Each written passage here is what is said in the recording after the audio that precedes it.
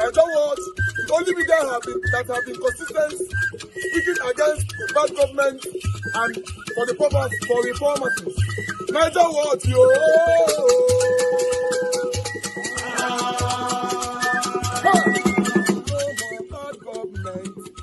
No more bad government. Niger what? No more bad government. Niger what? No more bad government. The only media that have been speaking. No more bad government. The voice of the voiceless. No more bad government.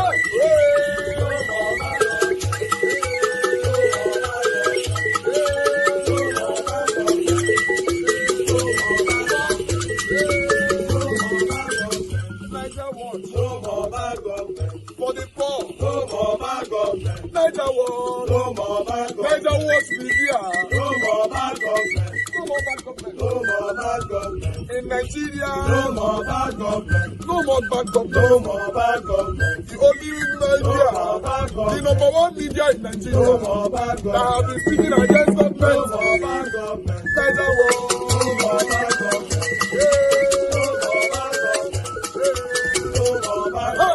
Niger what you? The voice of the voiceless. The voice of the voiceless.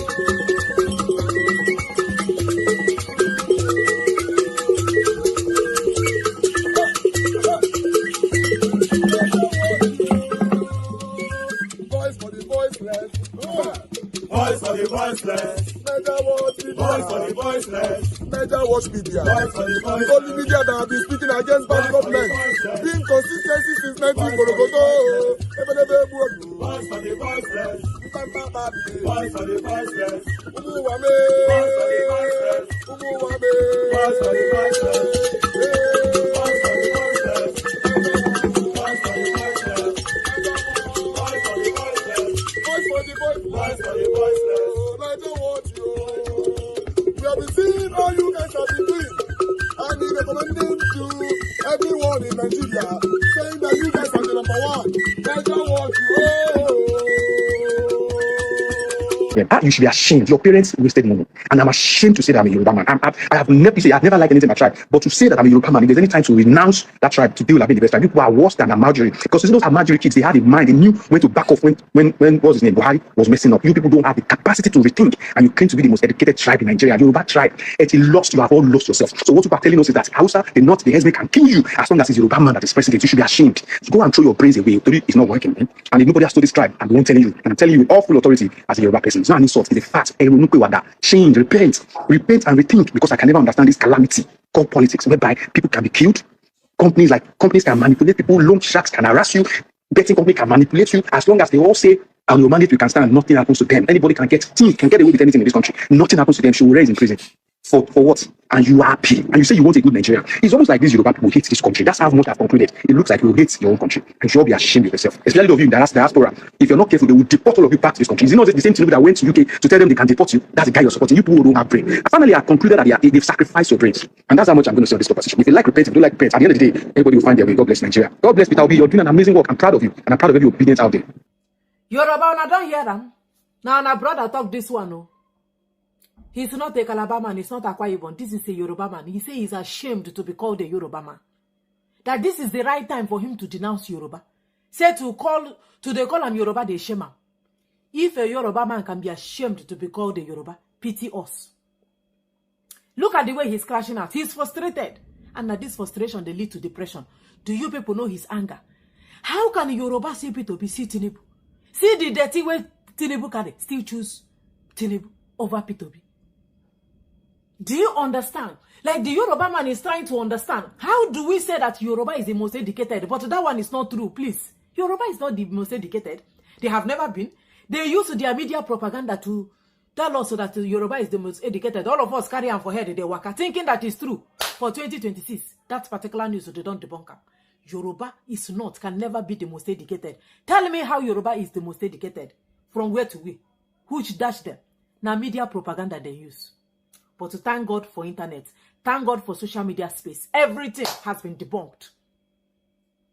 Yoruba, I say if your brother they shame to be called a Yoruba man, by now we're not supposed to they give us Una supposed to give us award for accommodating you people. By right, we not supposed to share space with Yoruba for Nigeria. Yoruba should not even be sharing space with any normal human being because of una reasoning.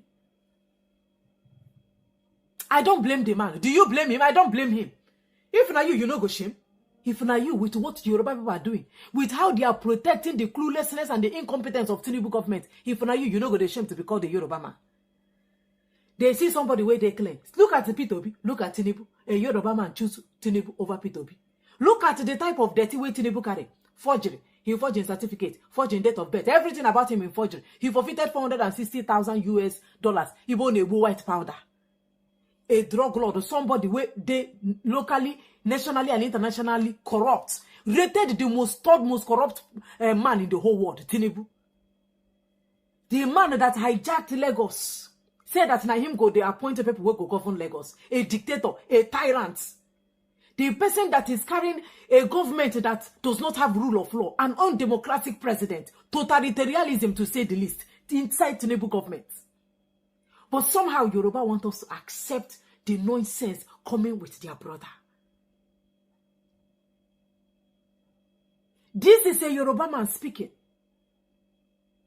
So that is why I am asking them, if Tinubu, they're like a Peter Obi, they're like Tinubu, do you know, say they no go agree or stress where Tinubu matter day? But they want to sell a bad egg. Fish where don't rot, fish where don't smell, fish where they smell. Now waiting Yoruba want sell give us. People that refuse to buy from Jonathan want us to buy from Tinubu. I don't want to use them, but I'm telling you today that I despise many of you Yoruba men and women. Anywhere where I see una, to pour on a spit, they hungry me. You guys are so disgusting. I never knew that tribalism, I will get so angry that I will see a fellow human being and I will feel like to vomit. I would feel like to throw up. If I see you Yoruba people, I feel like to throw up. The guy that spoke in this video is not an Igbo man. He is a Yoruba man that is fed up of you people shenanigans. He know that you people are so dirty. Yoruba una dey dirty. I feel pained that I'm sharing the same country with you people. There is nothing educated about Yoruba. I want you people to understand that Yorubas are not educated. They are not even anything close to educated. Go and check it.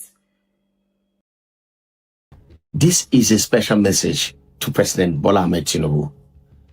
Dear President Bola Ahmed Tinubu, our outgoing president, I am sending this message to you directly, sir, to let you know that you are not coming back next year, sir. I'm sending this message to tell you that my generation has rejected you, sir. I'm also sending this message to let you know that the generations behind us, they have also rejected you, sir. But the Gen Alpha, the Gen Zs, they have rejected you, sir. My own generation, the millennials, we have rejected you, sir. And in fact, the baby boomers, your immediate younger ones, they have also rejected you. We understand that a few of them are still going all over the place, making it look like you are being accepted. They are lying to you, Mr. President. You are the most hated Nigerian president in the history of Nigeria. And you are also the most failed president. You have failed even than former President Muhammadu Buhari. And of course, now we are beginning to wonder why his government was that bad. Because majority of the people that served in his government were your people. You have failed us, Mr. President. And so you are not coming back. I will mention just 4 things. It used to look like a movie when kidnapping started in Nigeria. Under the APC, it had become a daily reality amongst Nigerians. That is a reality that will end next year when Peter Obi becomes president. Just in 1 year, 2.2 million kidnappings happened. Just in 1 year under your leadership, Mr. President, or shall I say rulership. 2.2 million. Since America had existed more than 400 years ago. I'm not sure kidnappings in America amount up to 200,000. But under you, you are setting world records of calamities. You are a disgrace to the Yoruba race, sir. The whole APC should cover their faces in shame and withdraw from politics. Go back to their children and teach them how not to fail, because they are failures. 2.2 million kidnappings in 1 year, Mr. President, with trillions of naira given. I don't know how you want to prove that to Nigerians. Number two, you have borrowed between 2023 and now 65.9 trillion naira. More than 55 years of Nigeria's borrowing. Your borrowing of 2 years is more than Nigeria's 55 years of borrowing. I don't know how you want to explain that, Mr. President. And we cannot even pinpoint the project that this money has been pumped into. You are a failure, Mr. President. I don't like you. I will never like you. And so my generation don't like you. And we will never like you. And we are not afraid, Mr. President, because we know that you people believe in thuggery, you people believe in violence. But Mr. President, how many violence do you have against the unity of Nigerians? Because we are going to speak in one voice against you, sir. And Mr. President, I am not afraid of you, Mr. President. We are not afraid of you, Mr. President. We will vote you out. We will defend our votes. We will count it, and we will see you go back to your house to face your grandchildren and be whatever role model you want to be to them. I still pray that God bless you and grant you the wisdom not to push harder, because you cannot push against the people, Mr. President. And the people of Nigeria have rejected you. Heaven have rejected you. Ilẹ̀ ti kọ̀yìn, ayé ti kọ̀yìn, ọ̀run ti kọ̀yìn, ìgbà ti kọ̀yìn. There's nothing you can do about it, Mr. President. I wish you well in your remaining months as Nigeria's president, because this time next year, you will be preparing to hand over. Impossible is dead.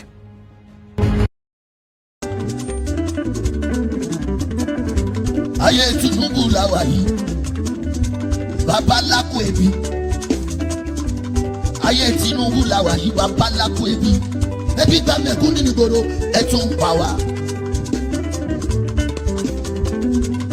Òrìṣà bó lè gbè ní ó bá ṣe bí mo ṣe bá mi. Ẹ fẹ́ bí pa wá, ẹ tún pa wá dànù. Òrìṣà bó lè gbè ní ṣe bí mo ṣe bá mi. Àmánéjì nínú ẹbí Boko Haram tún pa wá. Àwọn bandit, àwọn lákàrà wa. Ẹ ò rí nǹkan ṣe sí, ẹ wá sọ pé ìṣèjọba. Master of strategy, kílẹ̀ strategize. Díẹ̀díẹ̀, wọ́n ti lọ rìpọ́tù àkáǹtì mi. Facebook àkáǹtì mi. 136 people ni wọ́n follow mi. Nítorí òtítọ́ tí mò ń sọ. Èmi ò ṣe PDP, mi ò ṣe ADC, mi ò ṣe ACC, mi ò ṣe ANTP, mi ò ṣe kankan nínú pàtì yẹ̀yẹ̀.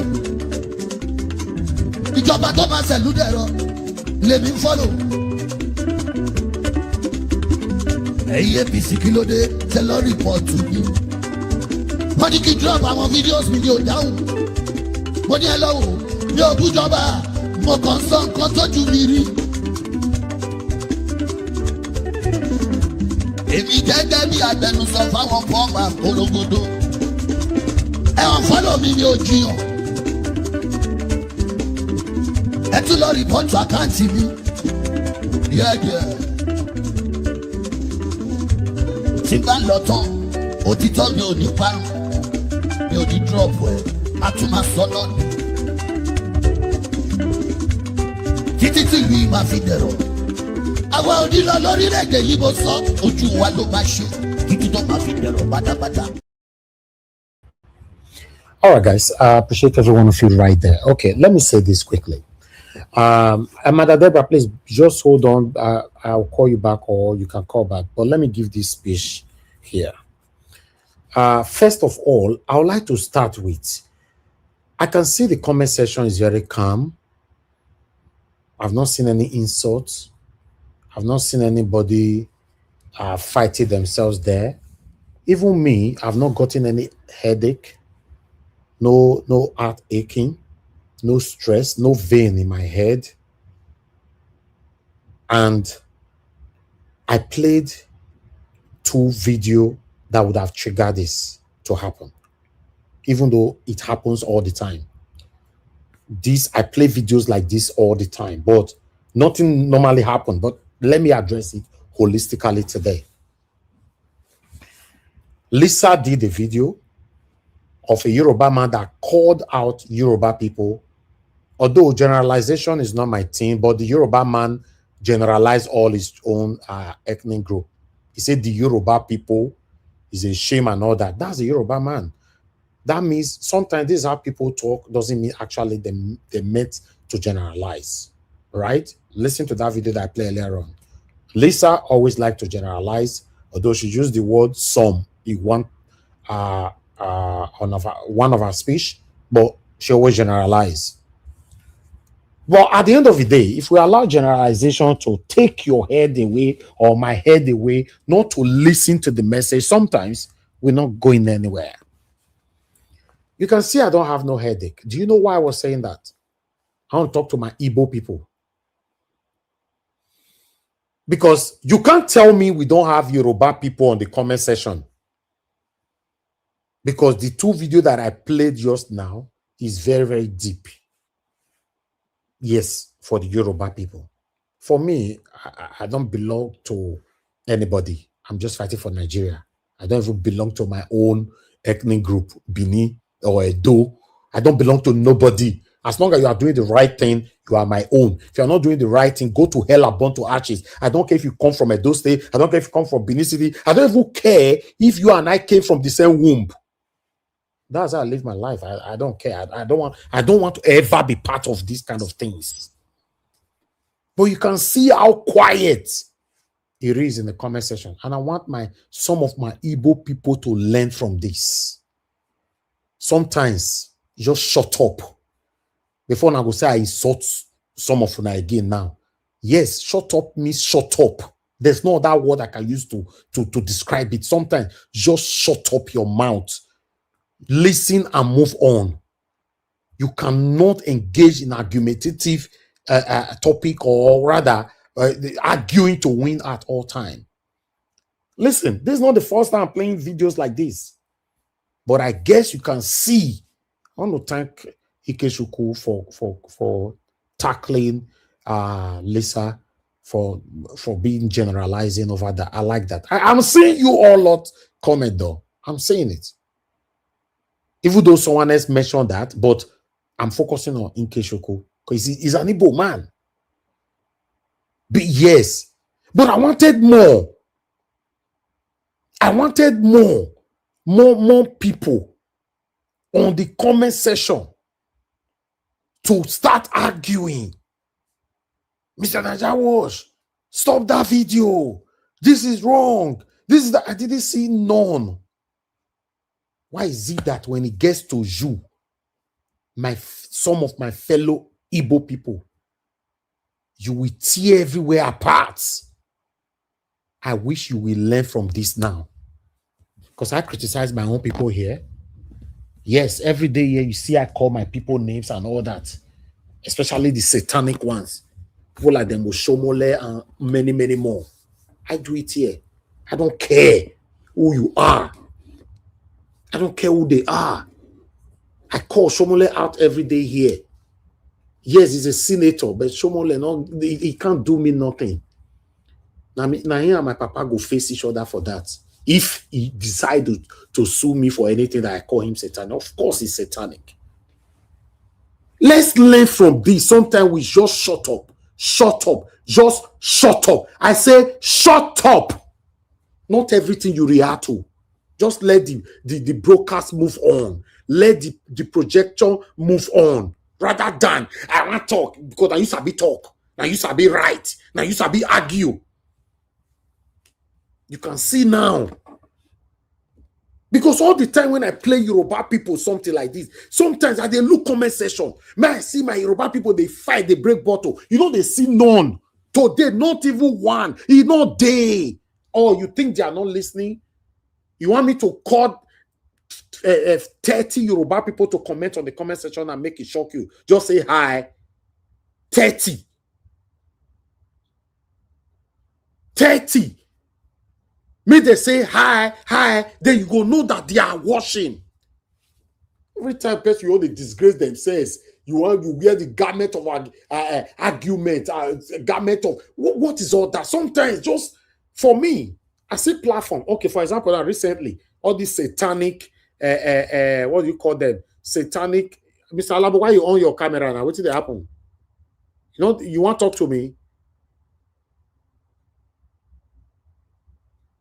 You know, I see some videos now where I need to hear you. That was why. And that is, can anybody hear me? Is anybody hearing me? Yeah, I can hear you. Barely. Okay. So, Mr. Alabo, that's you. That's you. It's not me. Please. This distraction. I can hear you now. I can hear you now. I lost you. Okay, it's okay, Mr. Alabo. It's okay. Thank you. Basically, they flow like this. Can somebody just finish what they are saying? That's what Abati did to that woman today that were being interviewed for 44 billion naira fraud. Sometimes you want to let people just talk. Eh? If the people know they hear me, the people on the comment section you go no. For me, and I don't remember what I talk again. Now, no, I can be easily distracted when I'm saying something. Yeah. No, you say if you want to call people out on comment section to talk. That was where I heard you last. Okay, sorry about that. I just wanted to draw your attention. I sincerely apologize. Yeah. All right. I want everybody to understand that sometimes, please, my fellow Igbo people. Now, not to know any of us like that. We are affiliated to everybody. You not be here, we can't rob ourselves. Me, I'm affiliated to Igbo. I'm affiliated to Yoruba. I'm affiliated to Delta. Right? And what else again? Yes, that 3 years. Certainly. Yeah, what I wanted to say. There's this circulation now that is going on some social media. They say Edo people and Ishan people, they are fighting themselves. Satanic set of people, disgraceful set of people. Benin ain't better parts, I be Edo better parts, or Ishan better part. You see this year kind of people. I was waiting for one person bring and come my comment section. I'll block you. I don't care if you come from Edo State. God punish you in advance. If you are part of the people that is orchestrating this fight between Edo and Ishan, I said God punish you in advance already. But the good thing about my platform is that you cannot see such rubbish on my platform. One tribe. This one inside the same Edo State to my people. Inside the same Edo State, some of you might have seen it. As we hear the talk now, the fight is still going on. Tony Kabaka don't join the Alabo side, Asari Dokubo. You know, he joined their side against our monarch, against Oba of Benin. Now, Edo people now are fighting to the Kabaka that Tony Kabaka is Orionba, the enemy of the palace. Because nobody is entitled to their own opinion anymore. I listened to what Tony Kabaka said on that video. He was not insulting anybody. He was just talking about the history, how these people, they've been in Edo State and all that, blah, blah, blah. They should be given the same rights and the Edo people and all that. Then they are fighting him. Let me tell you, I say, well, if you try this rubbish on my platform, I will block you. Just by commenting and say, Naija, well, shut up there. You are blocked on earth and in heaven. Now, only that one you go talk. You will not be watching me till the rest of your life before you die. You don't have the opportunity to comment again on my platform. I don't have time for those distractions, those inflicted kind of statements. I want you all to understand my kind of person. And it can never change. It can never be bought. And I can never be confused. That when it comes to ethnic group or engaging in satanic tribalism or ethnicism, I can never be part of it. But sometimes, when your tribe are being attacked, just shut up. Except you want to defend some kind of thing that is false. Fine. Not every time person have to. In case you don't know, Nigeria is sinking today. Every single tribe in Nigeria is guilty. I'm telling you right now. I say it again. Every single tribe in Nigeria is guilty of this sinking of Nigeria. If you want to know why, check satanic Tinubu's satanic APC-led government administration. Every single tribe that did there, in case you don't know, Oshomole did there. Your own tribe did there. The same Yoruba that you are calling did there. Igbo did there. All of them did there. Like some of them don't fail woefully. Now they say, the colonial master is the reason why we are falling back. Whereas you don't fail. You are looking for somebody to put the excuse of your failure on top of their head. Whereas the same colonial masters, they colonized other country. Other countries that are moving better than Nigeria today. It's time we all wake up. Let's focus on the main thing that is affecting you and I, rather than defending the indefensible at all time. Anybody that want to call out a satanic Tinubu or call out Yoruba, let them call them out. I'm not interested. I'm not here to defend any tribe. It's not my business. It's not my duty to defend any tribe. I'm not defending anybody. After all, we have so many Yorubas that are satanic, supporting this satanism. One they call from London all the time. Very useless bonfu. He did London with 3 wives. Now he's saying he gets Yoruba man, useless Yoruba man. He's in London and he's benefiting what our new prime minister is giving us right now. But he doesn't want Nigeria to work. Sometimes when some people they vex, they generalize. Let them be. Because not all of them have the brain to demarcate, to segregate, to divide how it's supposed to be professionally in English terms. Let them just express themselves, my friend. I beg. Let them express yourself. You can go and be editing, minus, and subtracting by yourself. Let people express themselves. That's what they are doing. It doesn't actually mean they want to generalize. It could also be that his own wife at home is a Yoruba. But at that particular time of expression, let them express themselves. We'll come and distract everywhere. Because they correct people like say, we are now lecturer. Every single tribe in Nigeria today are satanic. They are part of the reason why we are where we are today. In case you don't know, you listening to me right now, in case you don't know, you might say, oh, Mr. Elvis, you are right, oh, Mr. Elvis, you are very, very right. Check yourself where you know that there's a trace of tribalism in you. Check and wait, check yourself. You will know it dig your body. Please. I don't understand what is happening. Look where we did. We'll take time arguing rubbish. We engage in argumentative, fruitless conversation. We'll be there. We'll talk. Look where we did. Other countries are doing well. Nigeria is moving backward. The only thing that is working today in Nigeria is something that an individualism created, not government. Mr. Johnson Emmanuel said Tinubu is the best president that have ever happened to Nigeria. Sometimes. Good morning, good afternoon, good evening to every one of you. I appreciate you all. Thanks for your time with us. My mother from Mommy Diaspora. Thank you, Mommy. Good evening to you. Thank you for all that you do. Abu Azim, my brother, I appreciate you. Thanks for all that you do. Everyone right there, I appreciate you all. Mother Peggy, Mother Eugenia, Mother Stella, myself, Mr. Semigel Mede. Thank you very much, sir. Thanks for super chat earlier on. And every one of you, my people, thank you. Love Madoka, many more. In case you I might not be able to mention all names because I'm very, very upset right now. Very, very upset. Let me take some calls. Thank you, Mother Deborah. Good evening, ma. Talk to us. Hello? Mother Deborah, we can hear you. Good evening, ma. Talk to us. Yeah, good evening, Mr. Elvis. Thank you, ma. Go ahead. I see that your temperature is high this evening.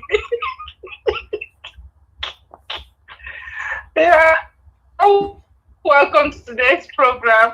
Yes, I want to agree with you, Mr. Elvis. Sometimes we focus on arguing about things that are not really necessary. I know that Lisa she criticizes even her own Igbo tribe too when they. No, they know they see that one. They know they see that one. I play everything here. Oh. They know they see him. Yes, she does. She does. I will continue to protect Lisa. In case, hold on, madam. I started promoting Lisa since 2015 when she newly started. I started promoting her. She sent me a video on Zevigin's page. 2015. I will do anything to protect that girl. She's that woman rather. She's speaking for how Nigeria can be better. Mona, let her express herself. Nobody should truncate her. Yeah, and whether you like it or not, a lot of the time the things she says are true. You may disagree with the way she say it. You may disagree with the way that she say it, but you cannot dispute the fact that what she's saying is not true. That's my own opinion. Yeah, you may disagree. Probably it's like Nnamdi Kanu today. There are some people that will say, "Oh, the way he was campaigning, the way he was talking." But one thing they cannot take away from him is that so many of the things he said are true. Is that not what we are experiencing today? That's what we're experiencing today. So sometimes, even if you don't like the way somebody presents a message, but at least admit the fact that what the person is saying is true. That's the thing. You may not like the way she presents her conversation, the way she analyzes her videos and all, but you cannot deny the fact that most of the things that she's saying is true. But you see, a lot of people pick offense instead of focusing on what the person is saying. It's the same thing, like I said earlier, it's the same thing they did to Nnamdi Kanu. But even though Nnamdi Kanu is in prison today, can you deny the fact that all the things he said, did he lie? Is that not what we are seeing today? Is Fulani not dealing with everybody now? So people should try to control their emotions and be more emotionally intelligent. If somebody is saying something, you can control your tantrum and just listen to the message the person is passing. And you may not like the way the person is saying it, but if you look at it more deeply and ask yourself what this person is saying, is it true or not? Then you will be able to agree. There's a part of you that will still agree that yes, in as much as I don't like the way she's presenting it, but what she's saying is true. Yeah, that's about Lisa. I like listening to her because she's very, how will I even say, she's very blunt with her words. Even when it comes to her own people, she doesn't sugarcoat it as well. She go after them as well. If she's talking about Igbo corrupt, there was a day she finished Kenneth Okonkwo here. Kenneth Okonkwo is an Igbo man, but I think that's just her own approach. So people should just learn to deal with it like that.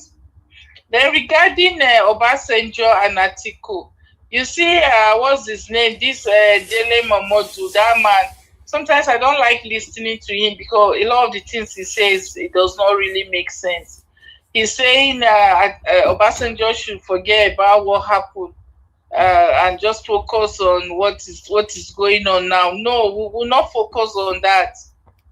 Because we need to know who Atiku really is. Sometimes people just we've forgotten the fact that Atiku has a very bad record, corrupt record. So we cannot forget about the past. It's like somebody has a criminal record. You are saying we should just put it aside, and no, we're not putting it aside. It's good that people, the younger ones that don't know about Atiku, it's good they know about his past. It's good people know. This is how we ended up with Tinubu. They say, oh, they should forget about the past. Look at what we are dealing with today now. Look at what we are dealing with today. So you cannot say you should forget about this. Is the reason why in developed countries they do criminal check. they go back to your past to see the things that you've done in the past. If you have committed a crime 20 years ago, if it shows on your criminal record, there are some jobs that you will never be allowed to do in this country. So Dele Momodu should not tell us to forget about Atiku's corrupt past and focus on today's problem. No, that's not true. That's very, very important. That's why I don't see how Atiku, it will be another huge mistake if this Atiku man mistakenly gets his hand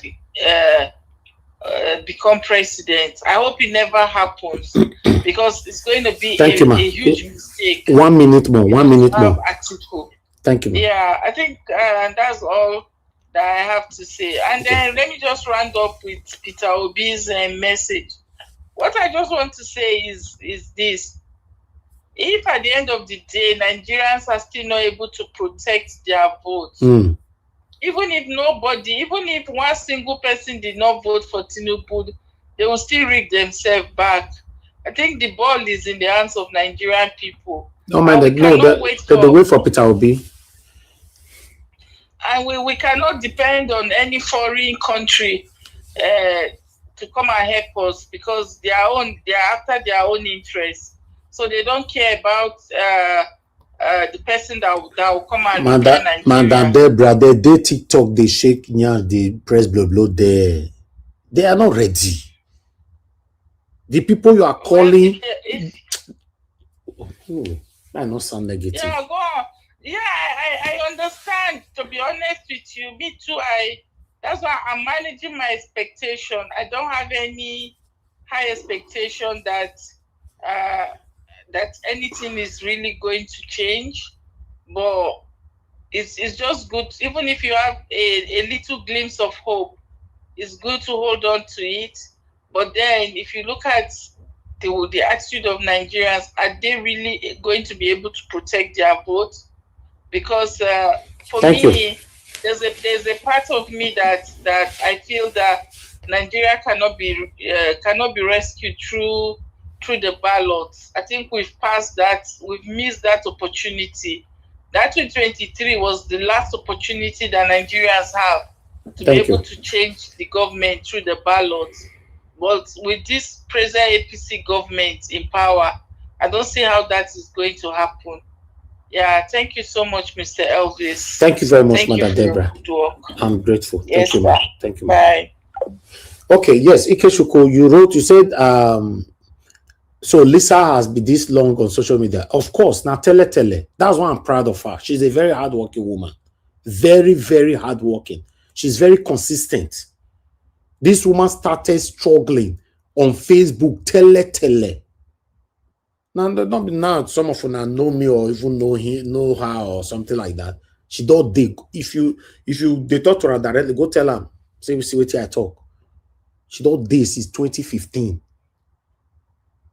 And she's been so consistent. If you see where they talk to our old fellow Igbo people today. When Lisa came out, Lisa, they put juju cloth for body.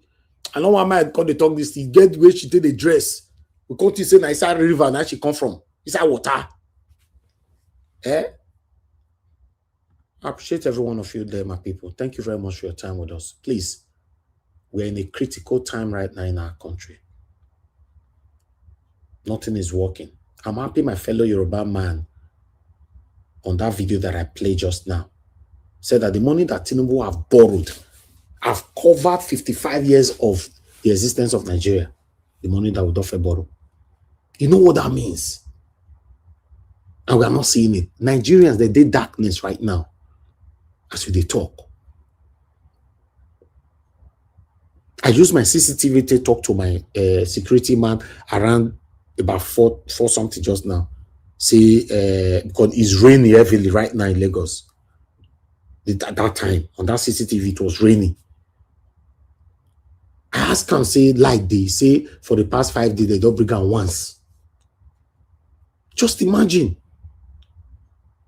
Imagine that.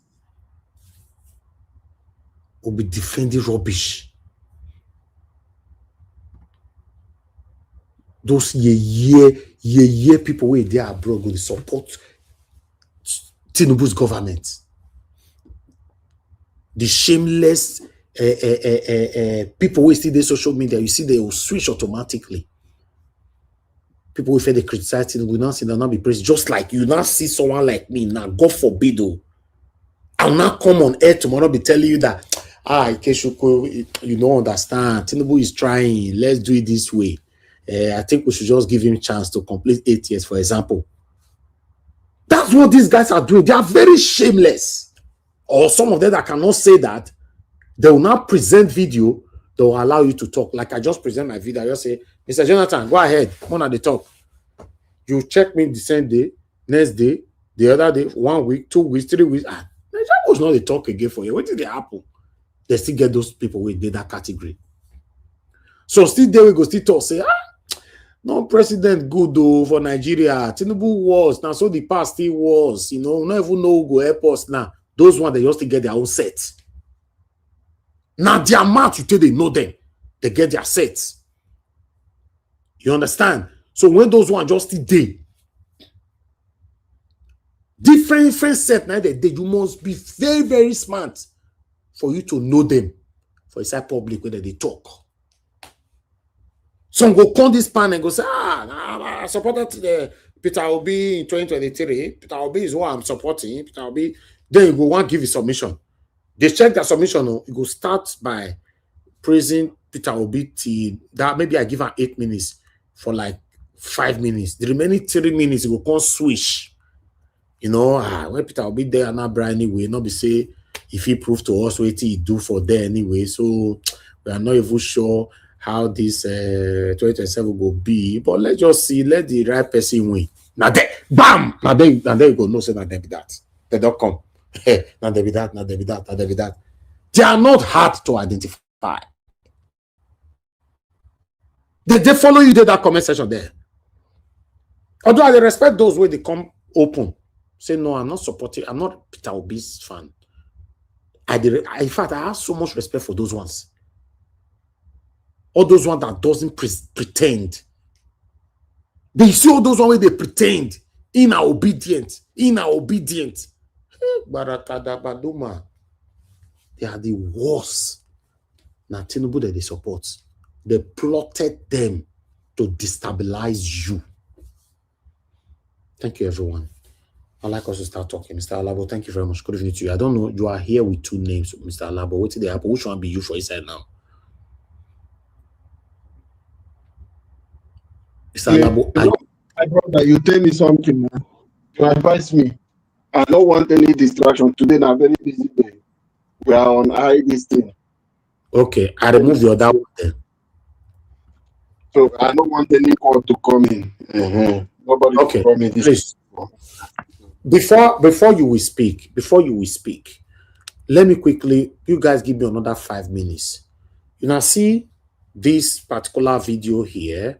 Oh, I think I deleted the video. No, I shouldn't. There's a video I wanted to play concerning my Edo state, because there's this guy, someone forwarded me that video concerning this whole saga that is currently going on right now in Edo State over you know, Tony Kabaka, the other one, or whatever, you know. So oh, I lost that video. I was already deleting video just now. I deleted it and I can't find it right now. Very unfortunate, because I wanted to quickly say something, but before saying something, I wanted to project it for you guys to see. Although I have not deleted it from the bin, but I have so much videos here. The video here is more than 300. I need to delete all these videos. They are good, you know, so that I can quickly showcase it for you guys to see, you know. Or meanwhile, I'll talk about it later on. You know, I want to let people to understand that the way we take they embrace our whether our tribe or they fight for our tradition or fight for this thing, there's nothing wrong doing this thing. No. I want everybody to understand there's nothing wrong doing this thing, but please do it in the right way. Yes, do it in the right way. Because sometimes the one until they do this thing, when they want to make our Oba of Benin, can't call you, can't give you rice. Rice and stew make you eat, or I don't know what you guys are fighting for. But many of you are satanic. Yes, today now they fight to the Kabaka left and right.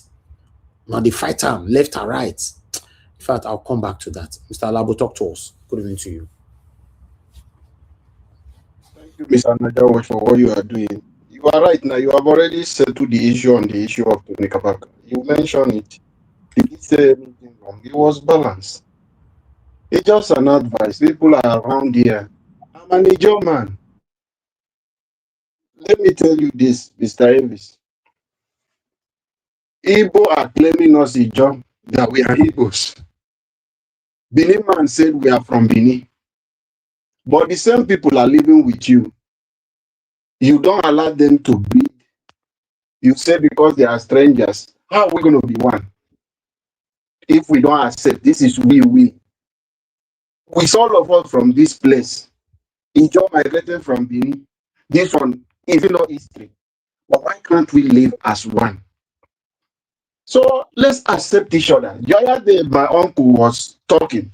Mr. Ibis, I told you people should ignore. He's not speaking for the whole Ijo people. No. He's not speaking okay, Mr. Alabo, please, your minutes will start afresh. Let me do this. Let me quickly do this because I finally get the video. Let me play this, just 1 minute of this video, then I have something to say quickly. Guys, I want you guys to listen to this particular video. Where is it? Don't tell me I lose it again. Okay. Tony Kabaka has failed as Oviedo. Has failed. And Enyopa Oviedo Wabunweyo that has the same mentality the Tony Kabaka man. So it is high time Oviedo wa the Mado Bao Koto na Ogima na betray ma wo sege na ha ne emi ya arienye or igbe no gbegbe when a Tony Kabaka. So he has failed and we need to call him out that Epa the ukpo ne doka mowe urukboni and the regard and respect you once commanded you no longer should have it. Abiviedo no gire government now. Not only the kind Tony Kabaka. It is not only when you are in power you have to criticize government if they are against your belief as a Benin man. If things are comfortable for you, now see this idiot, this year fool, born fool. This idiot where you talk so. Normally, the way I want to express myself, I express myself like that. I go set fire everywhere. I'll just let go, to be honest. But I pray may they trigger me. I'll just let go because the way my body they boil, if I express, I go break many tables. But when I see this bonfou way talk so, I know I finish. I don't know I finish. You know, it's a bonfou. In case una day on, I know I'm gonna copy this one and go give him. He's an idiot. Mr. Alabo, talk to us. I'll not talk again, don't worry. Don't worry. The more way you don't already talk, he go reach him and he go understand. He go understand. The one way you keep already is the one that will even pain him most because he knows what would have come out. So that way you keep silent about, now him be the one where will even pain and pass. Thank you, Mr. Elvis, for what you are doing, for standing for what is right always. Please, when you are done, please call my brother, Mr. Jonathan Beck. Thank you, sir. Okay. Yes, no problem. Let me just say start. Okay, this is 1 minute pass. All right, let's go. I'm the first person that privilege. Mr. Jonathan, no jealous me. Thank you, sir. For everyone on the comment section, everyone on the panel, Nigerians, God bless you. Please let us not forget. Pardon my manner. Please use the like button. Let us share this program. I always appreciate us and commend us to check your WhatsApp status. Just share this program. before you see me come, as soon as I open on my notification, I see Niger Watch, I open. The first thing I do is that like button first. But the next one, share. I will share it on my status, share on any group that will allow me to share. That is it. Then another second one I will come back is to copy the link. I will copy it and share it to those places that will allow me to share. And I will encourage people to come in through that way.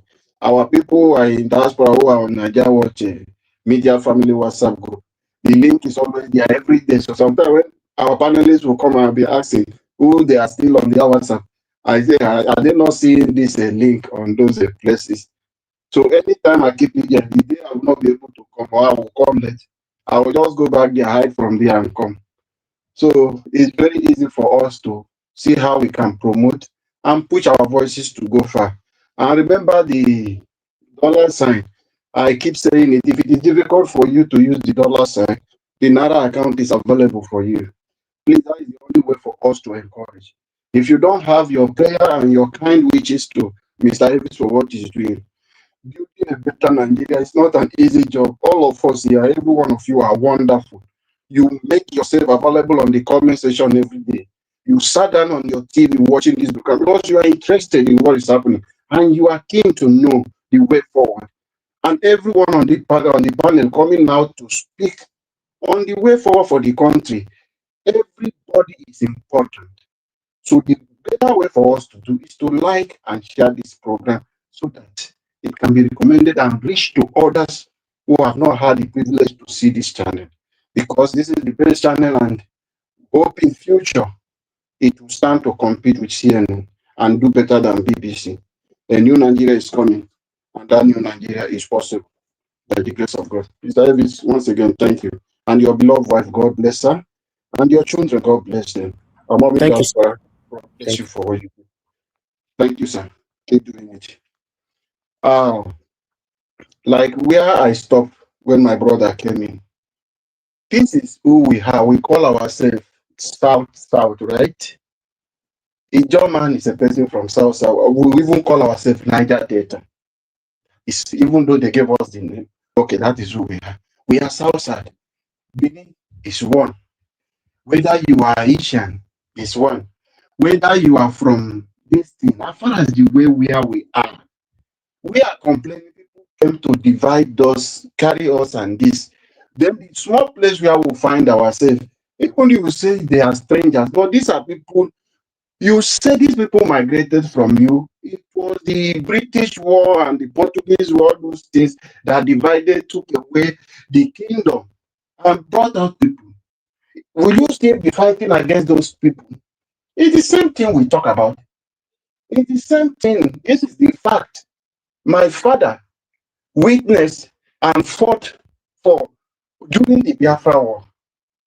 And when they expressed their experience, what the people they were supporting, fighting for, what they did to them, how they will come and read them because they want to. I don't want to mention a lot of it. These are people that witness to sit down and tell me this is what they go through. They will tie them to even finish them. The same people you are fighting for. A lot of people to accuse them, oh, these people are Nigerians. People are fighting for you just because of what you want to talk about where they are. Then talking about the property after the war, the people have to travel. I don't want to scatter water. When people are sick, talking about their frustration, because the headquarter then was the Enugu. So one who won a house in their own place want to go back and get their house because they cannot speak a certain language.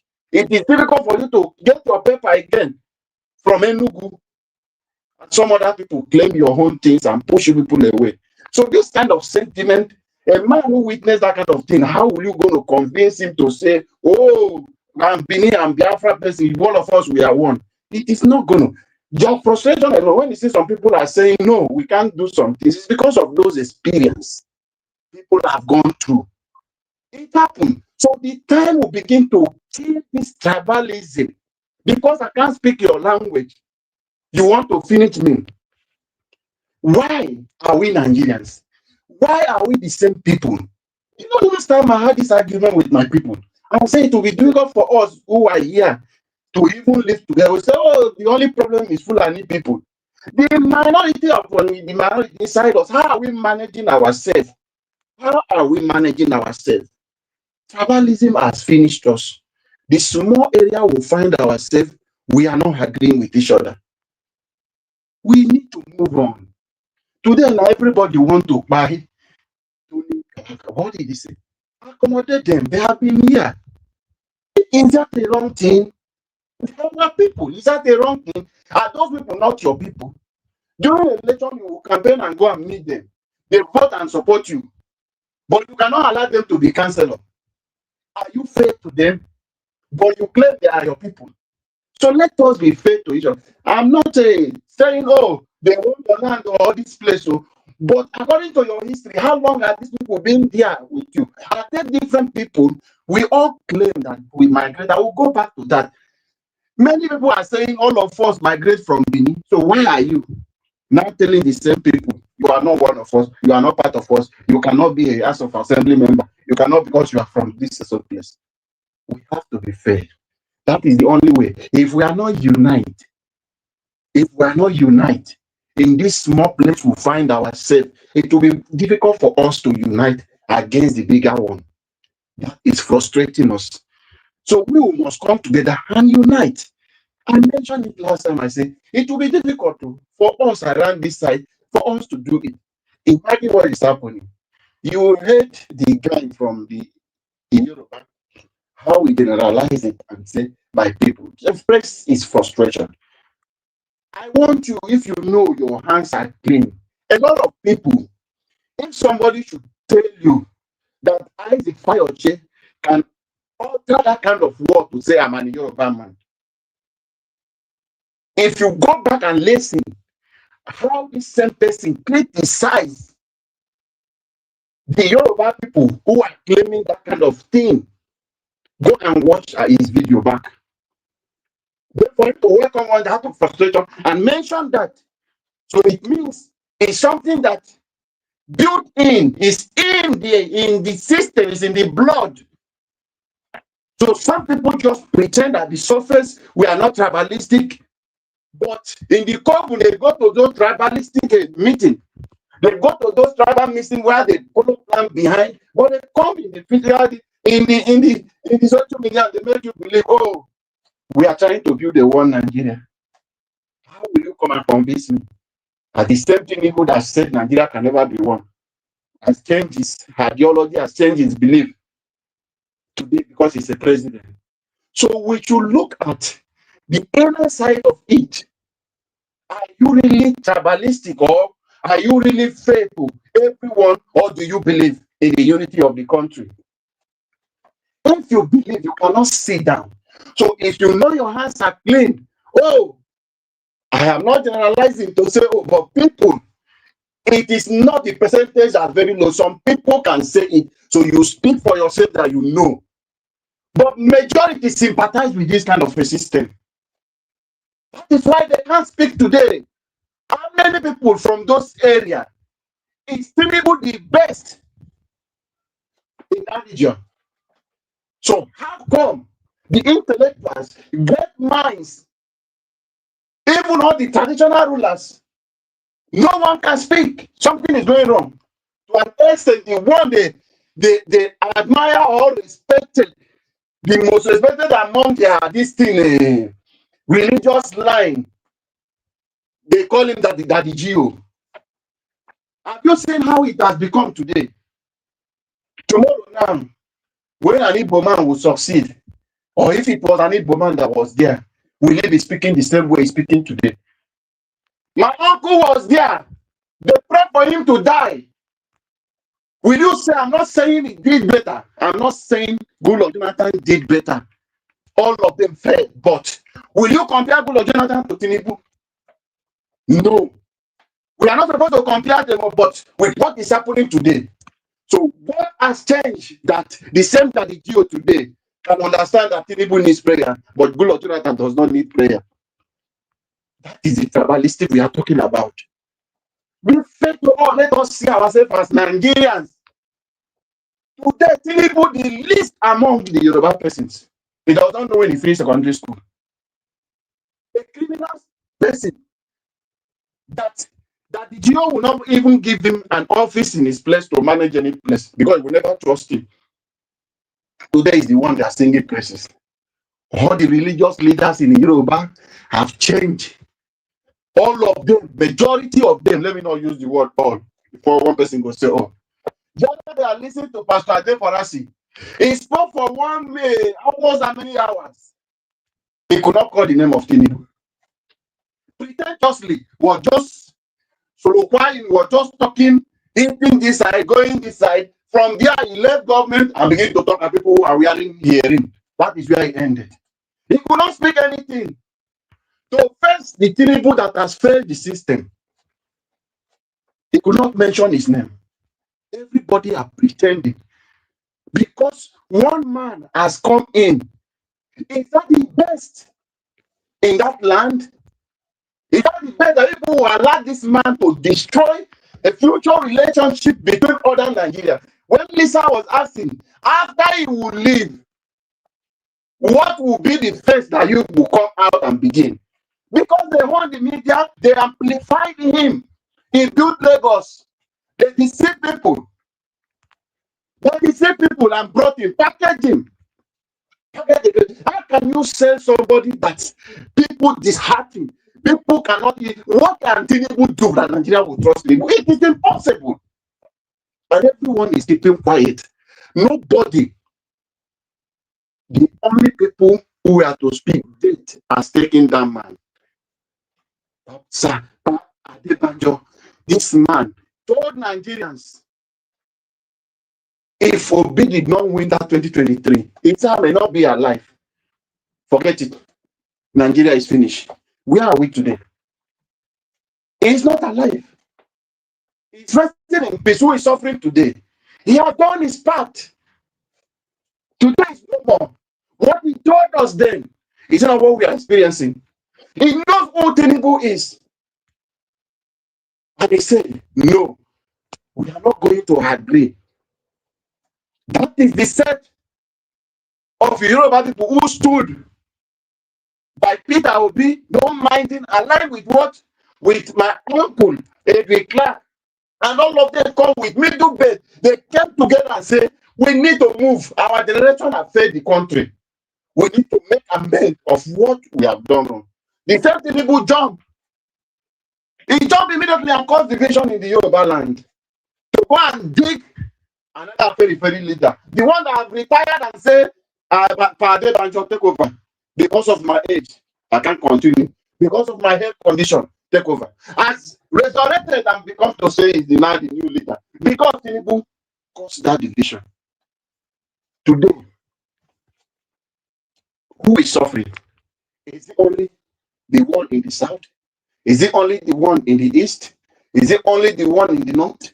It's affecting both Igbo, it's affecting both Yoruba, it's affecting both Edo, it's affecting both Hausa. Everyone is eating it and wait for it.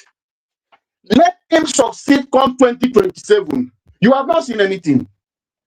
He doesn't have a heart. He doesn't see you. A man of character of what Tinubu has passed through and what he has done, his record of bad things he has done. You should go and read history about them. They don't have a heart of human. They have sold their conscience. They don't have pity for you. So Nigerians, you will get ready for the worst if you will not stand up. Obi made a lot of statements to at least waking you up, to bring Nigeria back to take back their country. But what are we doing? Tribalism. Tribalism. The wife said they're going to take. How many of you that they are taking their house and give to you? I want you to say.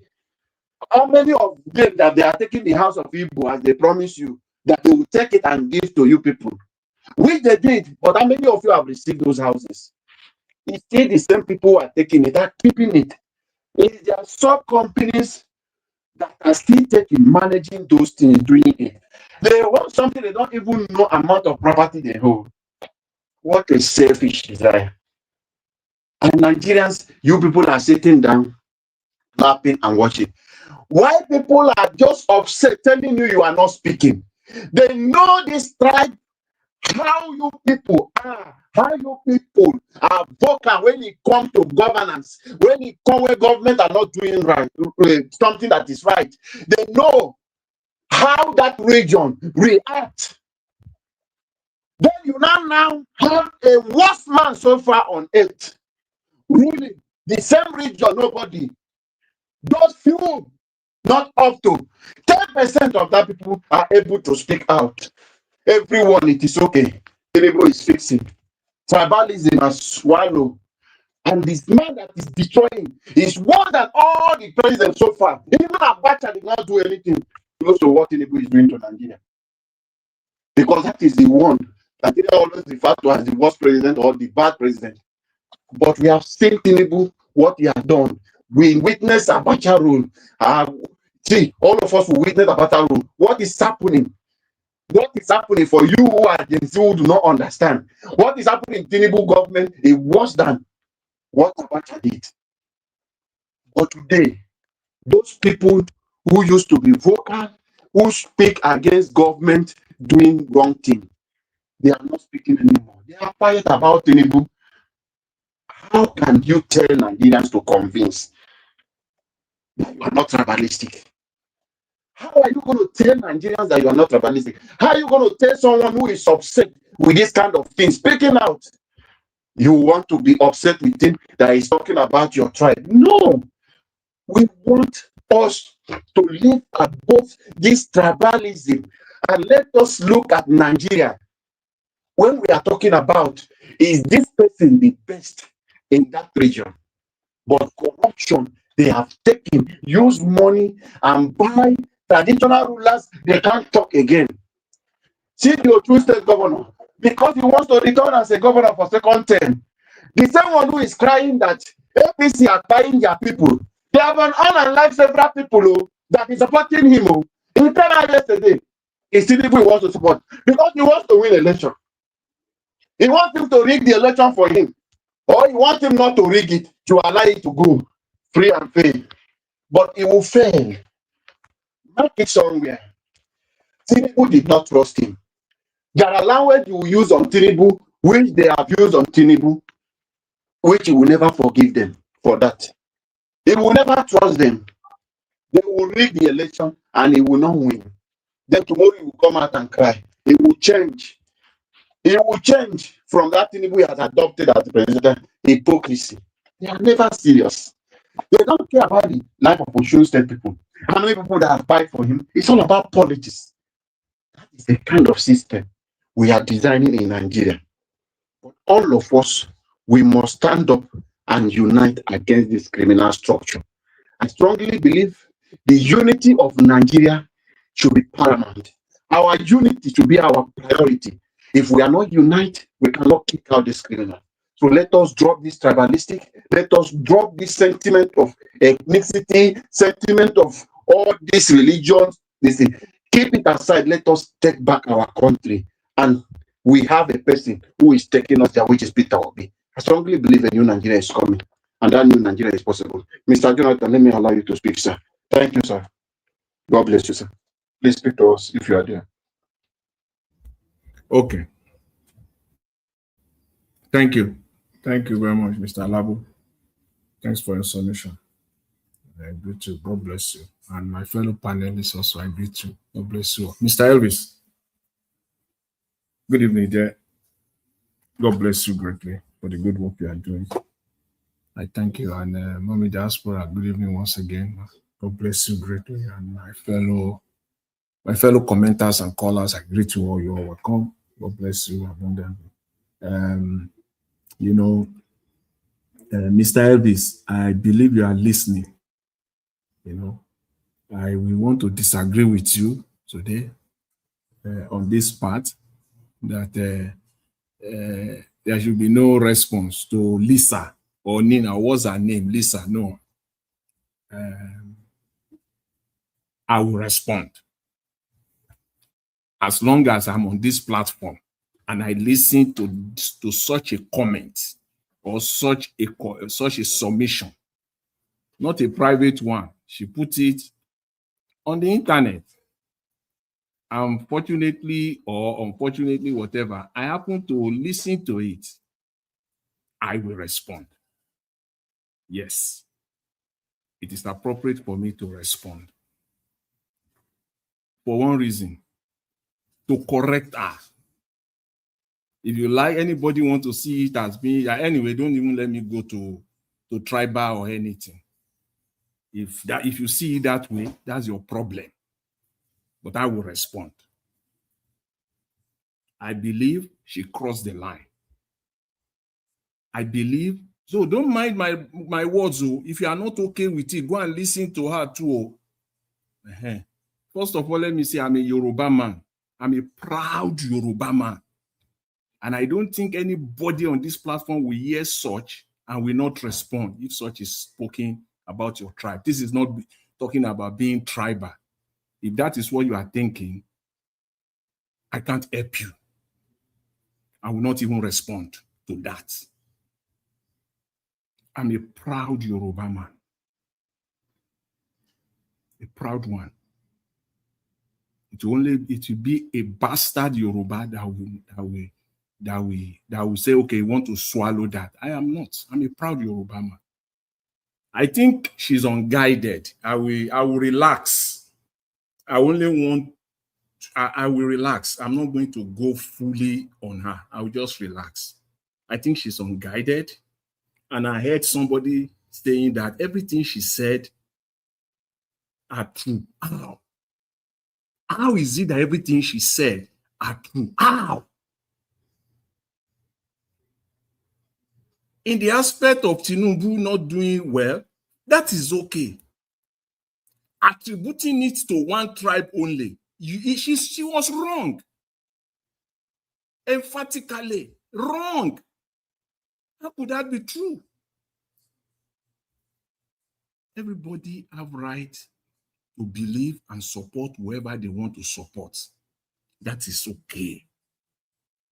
A Yoruba man coming out to say that she's not proud of Tinubu or being a Yoruba man, that is his own. That is his own position. That is okay. And I'm satisfied, and I was glad when immediately the anchor presented another Yoruba man's video to balance it. Yes. But that still does not mean that one should not respond to those that are unguided. You may be saying, you may be trying an attempt to do what is right. You must be properly guided. That is the issue with this lady called Lisa. Sometimes in her present. This one, she was not guided.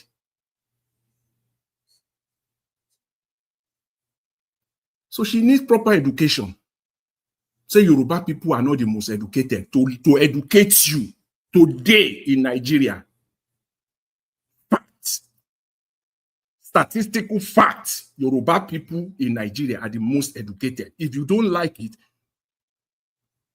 if I respond to you all the languages that you use, I won't go low. I'm going to the gutter with you.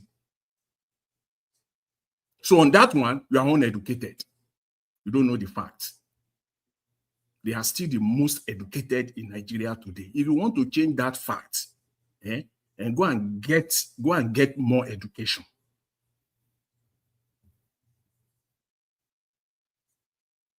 You say you know how that their Yoruba people are not worthy to share space with.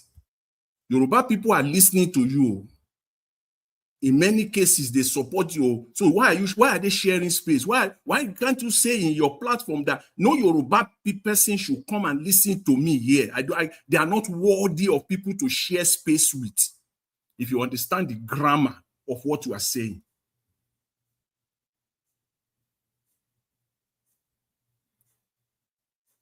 So on those ones, you are wrong. You cannot say that and just get away with it. They are too big that you cannot share space. Do you know the interpretation of that? the people that are not worthy to share space with.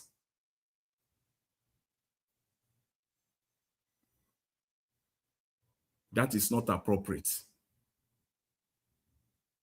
You said I will see a Yoruba man and feel like throwing up, vomit. That is also unguided. That is unguided. So you need to be responded to. You need to be responded to. You need to be put in proper place. But I don't want to spend all of my time on this one. I will leave it there. So much to say, but I will leave it there. We know the issues we are being confronted with in Nigeria. Don't bring tribe into it. As much as possible, don't bring tribe into it. Focus on the issues that are confronting us in Nigeria. Try as much as possible to take tribe out of it, because what that does is that it further divides us as a people, as a country, whether you like it or not. Try as much as possible to take that outside. Well, let me leave that there. I will just leave it there. And I'm not ready to respond to anybody, but that's my position on that.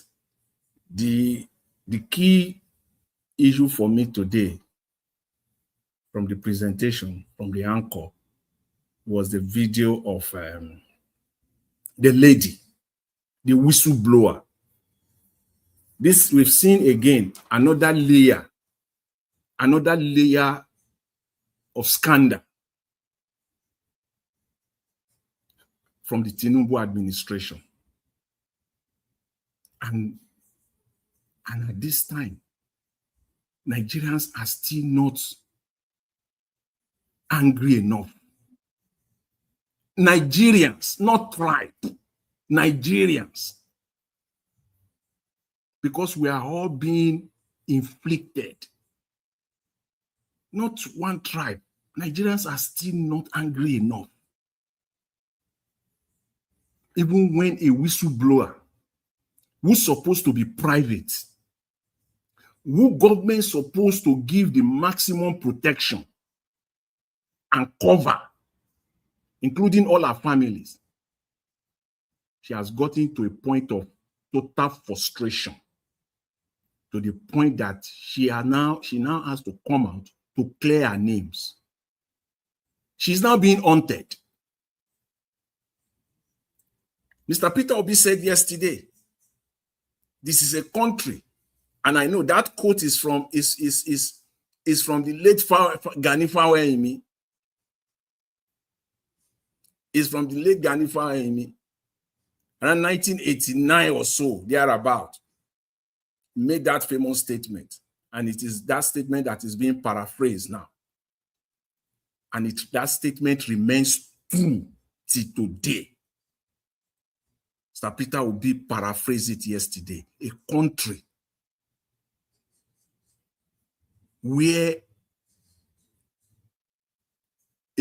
that encourages mediocrity.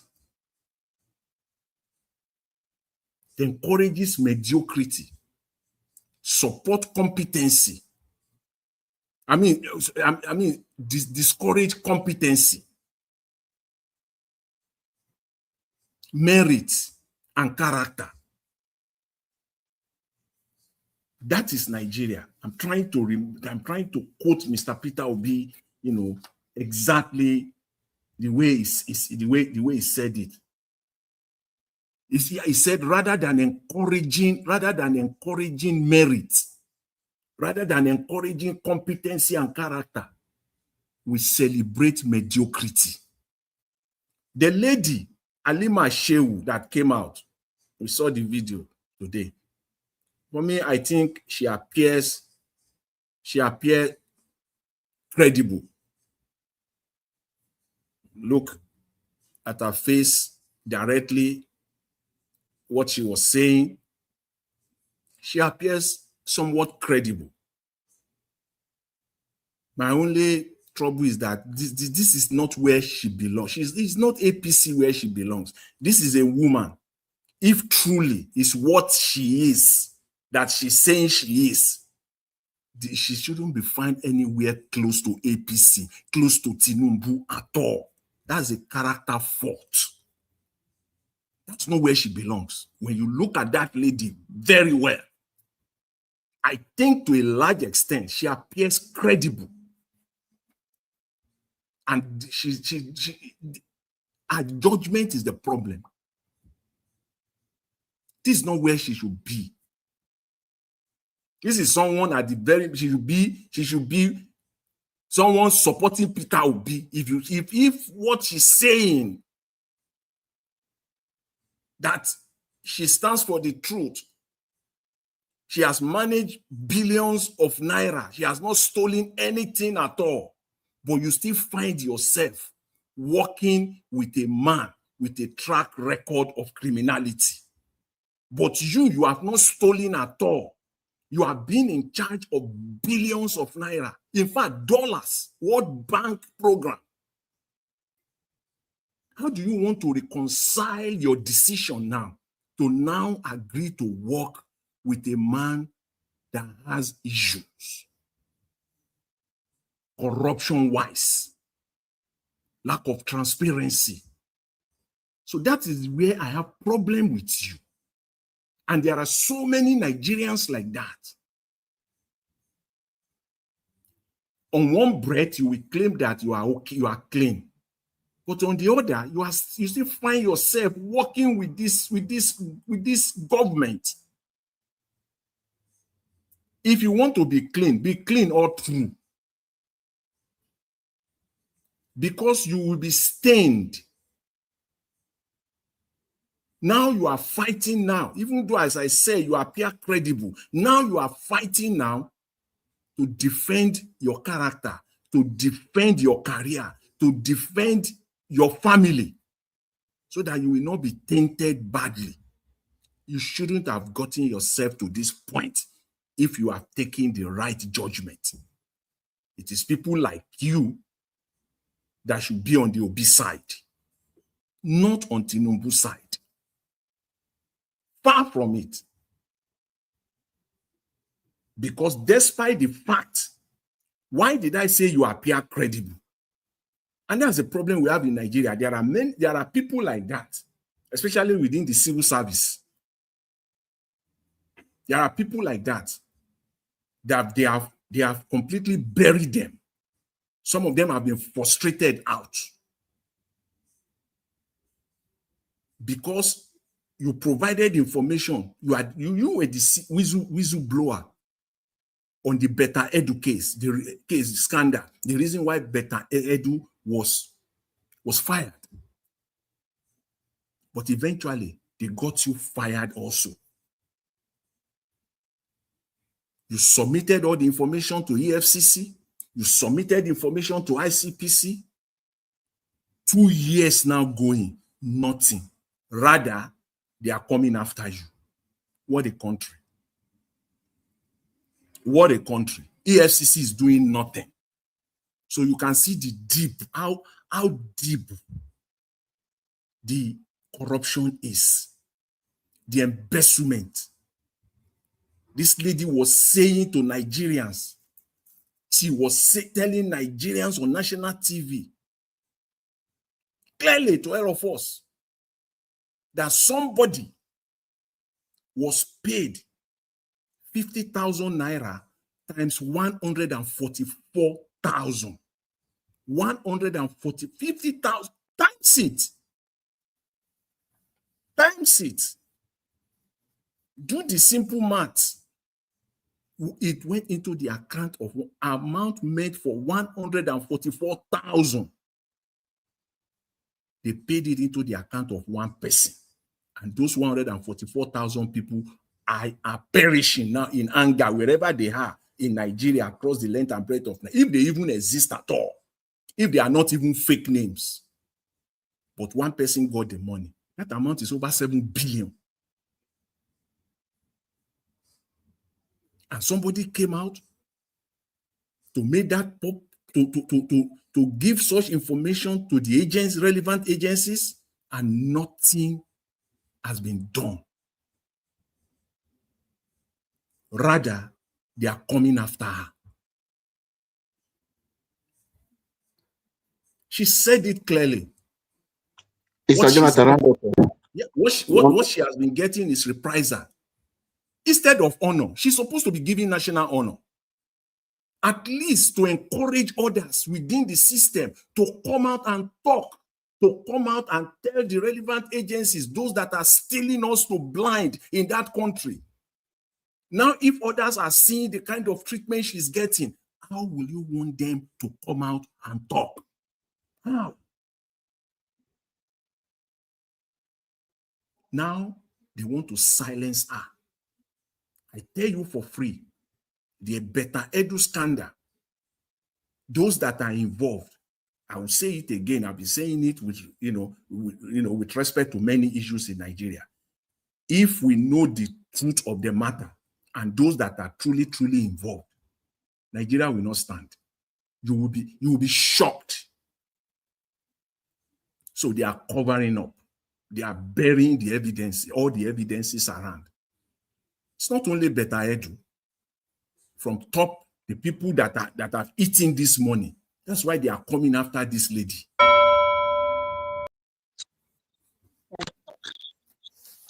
That's Nigeria for you. Another scandal of the Tinubu administration. Thank you, Mr. Jonathan. Not angry enough. Thank you very much. I'll leave it there. I appreciate it. Thank you very much, Mr. Jonathan, for your submission.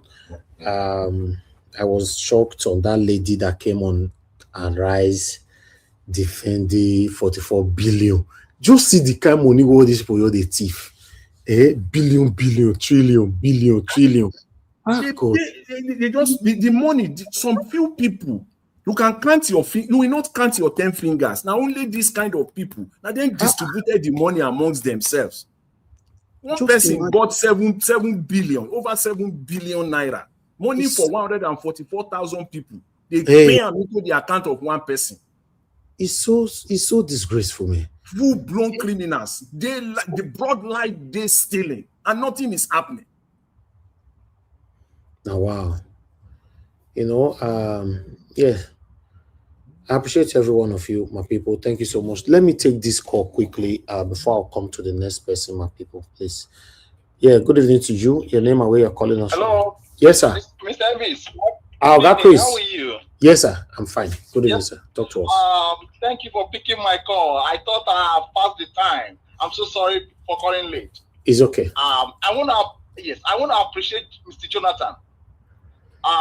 Thank you for the enlightenment and your words. I appreciate that you did not go down below with Lisa. I know Lisa has been saying unguided words. I'm an Igbo man. We don't support such language. I know everybody cannot speak the same English with us. But at the same time, we should be mindful of what we say to divide, to bring more division. We're trying to see how Nigerian can work. Exactly. Not bringing division among tribes. We have division everywhere. Mm-hmm. Both Igbo, Delta, Edo, Yoruba, everywhere. How can we continue this way? Sometimes when I listen, especially when I log into one man went to know what I see there. Sometimes I say, oh my God, what is going on? Normally, sir, I don't like people mentioning other channels on my channel. Those are I don't like. I'm sorry. Yes. I'm sorry. Sometimes I was born and brought up in Lagos. I went all my education. Even my master's, I got it in Lagos State University. But guess what? Me and the Yoruba people, we are one. We eat together. I don't know what is going on. I don't know. How did we get to this level? How did we get there? Mr. Jonathan, why I called in, I just want to say thank you for not going below. Thank you. Thank you. Thank you. Thank you so much. I appreciate. Yes. All right, have a good one. Good Thank night. you, sir. Yes, Thank sir. you. Thank you, sir. Of course, why not? I like it when people are able to express how they feel over things like this. Yes, that's why we are here. I appreciate every one of you. Thank you, Mr. Jonathan, once again. Thank you. Stay humble. Please, I'd like you to talk to us. Thank you very much. Good evening to you, sir. Okay, stay humble. You are not available. Okay, I'd like us to move on straight to Oga CM, then before Oga Chris. Sorry, Oga CM and Oga Chris, for staying on the backstage for long. The button was far away from me, but I was only listening to the broadcast. Thank you, sir. Talk to us. Good evening to you. Okay, thank you very much, Niger Watch. Good evening, everybody. Those on the panel with me, those on the chat, writing whatever they like, and those that are listening from wherever you may be. Greetings and welcome to our show for tonight. Well, I think I want maybe one or two things to say. On Lisa, I have gone to her some of her YouTube channels that may not be related, might be bashing one Igbo politician or like that. There was a day I put a comment there and somebody supported me. Her undoing is all this you generalize. It devalues whatever message you want to pass across. Nobody can, there is no, I don't belong to that. In fact, it doesn't make sense. Augustine, you are right. Never. Nobody will not listen to your Never. wonderful message anymore. Exactly. Yeah. You can never. If you say, let me give a practical example, because I'm a student of history, not that I study history, but when I came to the Western world, I realized that the most important subject anybody will ever study is history. Maybe after that, mathematics. All this English is a language like a Jaw language or Igbo language or Kanuri. English is a language just like French, Portuguese, Arabic. The history. Why I say this is this. Whatever you are saying, you can say Yoruba. I think the first time I mentioned it here was when VDM went to your state. VDM wanted the podium in Abuja. No to banditry, no to this, no to bad government, no to this. People did not take it. He now moved down to Oyo to tell them that at the peak of that kidnapping, he went there and then some tout decided to take it upon themselves and start to say he shouldn't come and all those nonsense. And then Lisa, jumped on it and say Yoruba Sata Gberu. No, I disagree at all. Now, you coming to today's what she said today. My own problem is whatever she's saying. I gave example. I said, for those that are interested, why not say some of them? If you feel some of them is not enough, why not say most of them I have met? You are still right. Because it means that those you've met, even if they are 1 million, now most of them, those you've met, or most of them I have come across. That's okay. Now you come across them. The one where I came across is my own. Maybe you face one side, now you see the kind bad ones. Maybe if you had faced somewhere else, you may see the good ones. So you see, that makes it doesn't make sense. No matter the source, what you are delivering. At the same time, what I use to measure people is what I also want people to use to measure me. When people hear bashing Igbo this, Igbo that, I will say, please, just say some. Because if you say Igbos, you don't include me. No matter, and I won't be happy when I don't know anything about. So what I'm trying to say is, what please I want to say, deliver your message, you can say some. You can say Yorubas. There was okay, if they are so bad, have you forgotten a man called Otumba Subomi Balogu?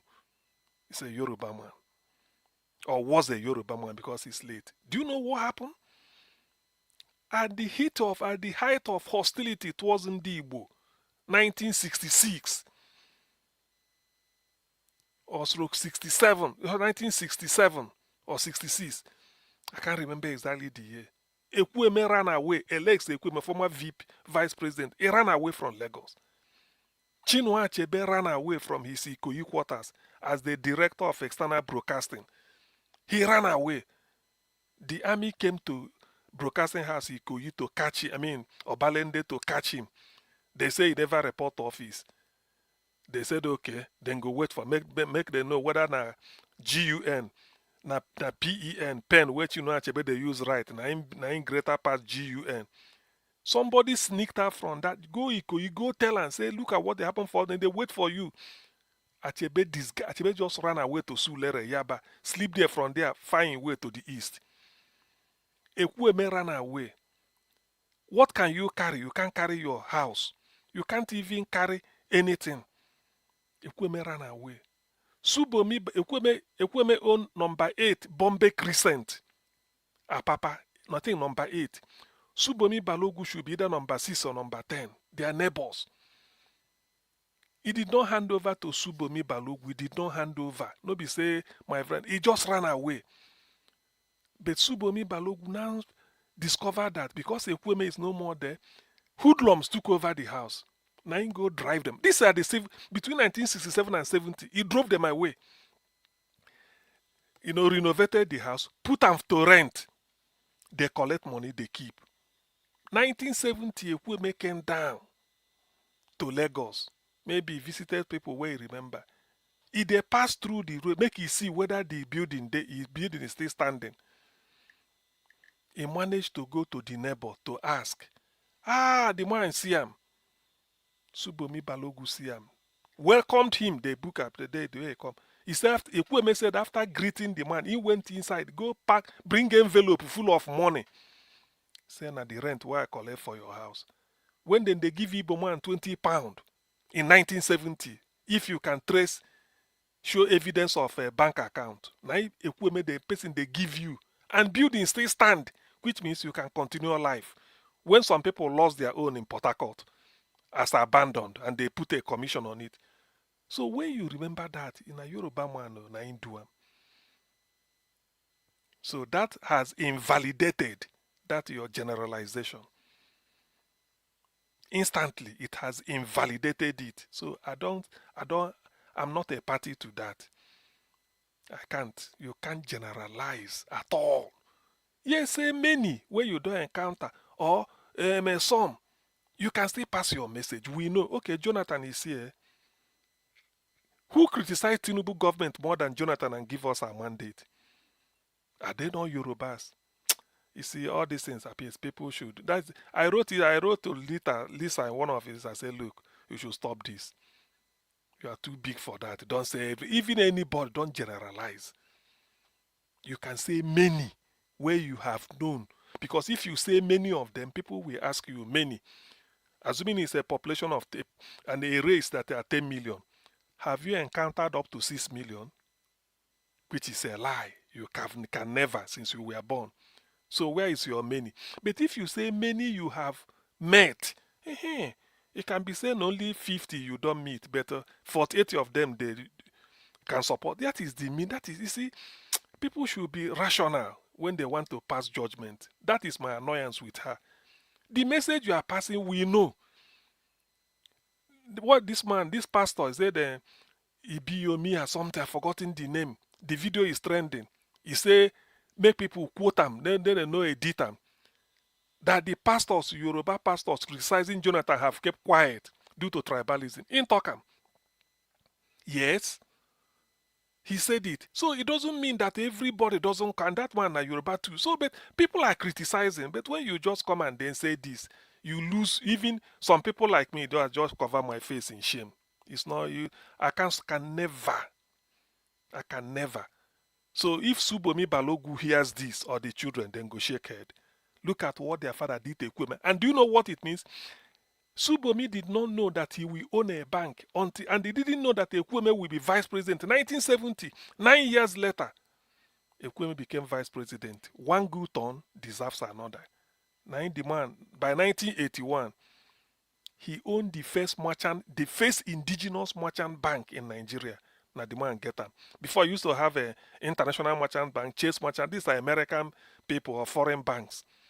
He wanted to establish his own. He applied. The Minister for Finance under Shagari, Mr. Victor Massey, thing from River State. Then they sit on a file. No way. He try. Now his wife, Subomi Baloguda, the wife, discovered that a woman attends church at a Falomo, Church of Assumption, Falomo Ikuya, that junction where you have an NPC. Because of that, they have to set out to go to that church to ambush the man. A woman has seen they come out for church. Now, if in their church, say, soldier they damn left and right. You see they come out, soldier left and right. You can't come close. Now your wife, stretch-handed, don't draw a woman for shirt or sleeve. Soldier say, wait, he say, I want to see, I want to talk him. A woman turn, he say, see my husband. He come wave him. He say, ah. He said, soldier, leave him. The man came close. He said, okay, I book appointment. Come to so. Give him. Say, come.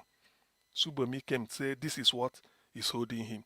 In his presence, Ekweme summoned the Minister for Finance. He came. He said, what is happening to this application? Please. The first indigenous merchant bank in Nigeria. You see him? Supposing he chop Ekweme money, 1970, if we don't get that, this thing. And do you know it?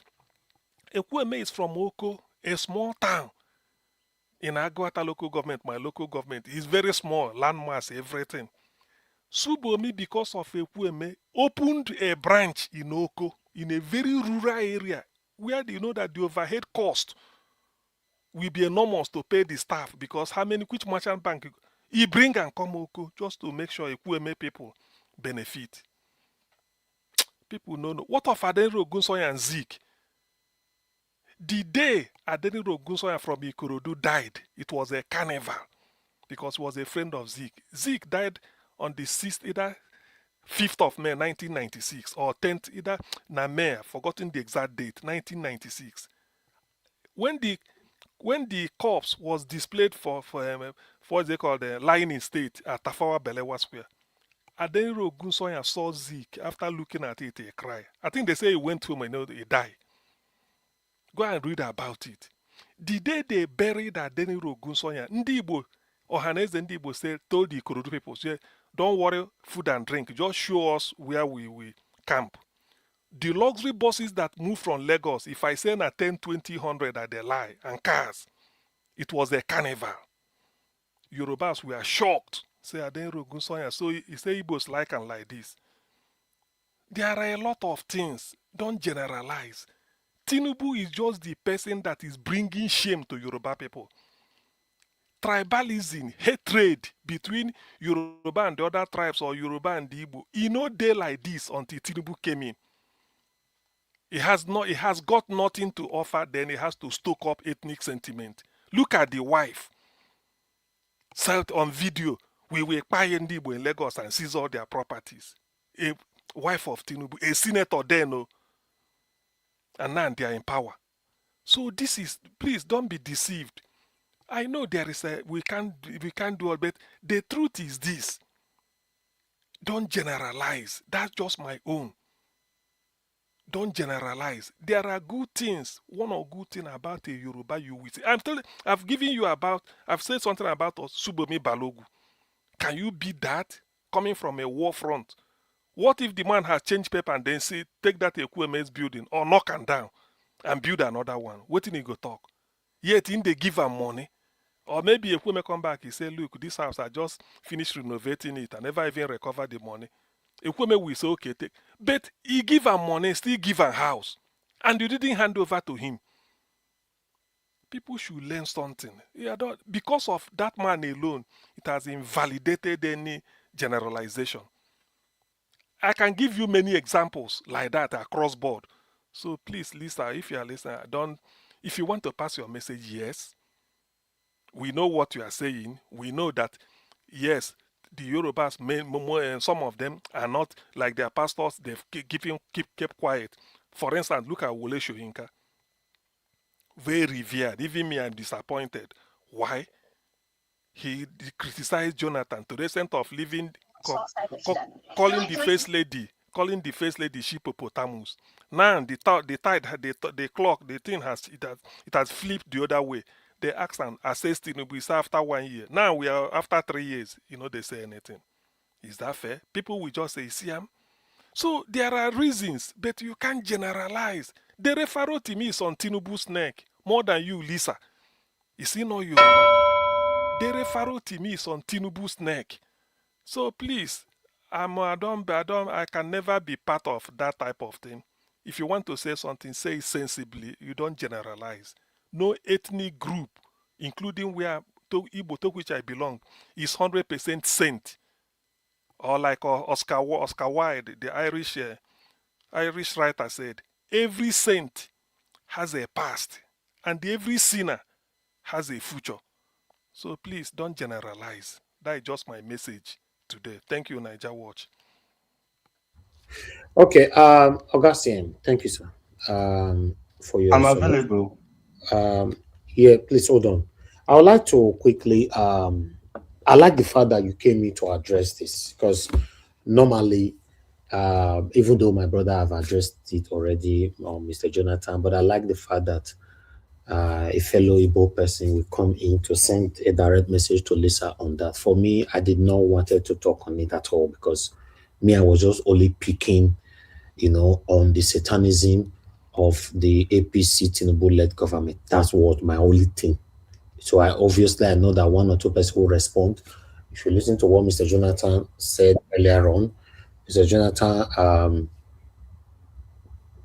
pointed two things. One, for Lisa to say that she don't want to be on the space, or I don't know how she said it, any space with any Yoruba person. That was far.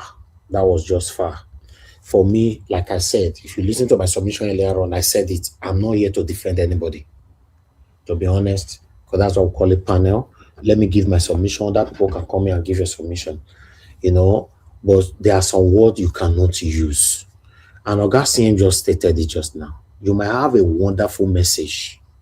I want everybody to learn from this. You might have a wonderful message, but the way you pass that message, people might not listen to that message anymore.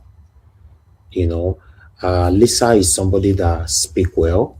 She knows how to. I don't know, maybe there's something she's passing through that she's not talking about, because there might be some kind of fight that is going on. There was a time Edo people and Igbo people were fighting on social media. When you see maybe one Edo person can come out now, they bitterly talking on our own space or his own space, you might think that, oh, this person is just this, is that, not knowing that there's fight going on. So, or you might see Igbo person coming out now to speak bitterly, say, So for me, maybe there's something going on between. You did deep. Yes, now. Yes, it might be. No, because go ahead. The way they talk and be say that line where you just go touch now. The way they talk and be say, Abi, you don't befriend one Yoruba person. Yes, if we don't dump you. It can also be, or it can also be, say, apart from befriending, married before and divorce. These things, they happen in different way. But what I'm trying to say is still this: regardless of the grievances that we have inside us, please, we should stop this, way of generalizing all the time. Augustine said it just now, when you say Igbo people, he said automatically you've added me inside. As a innocent man, why are you adding me to what I don't know? That's not true, But for me, I know the generalization of a thing. Sometimes these people, they don't mean it.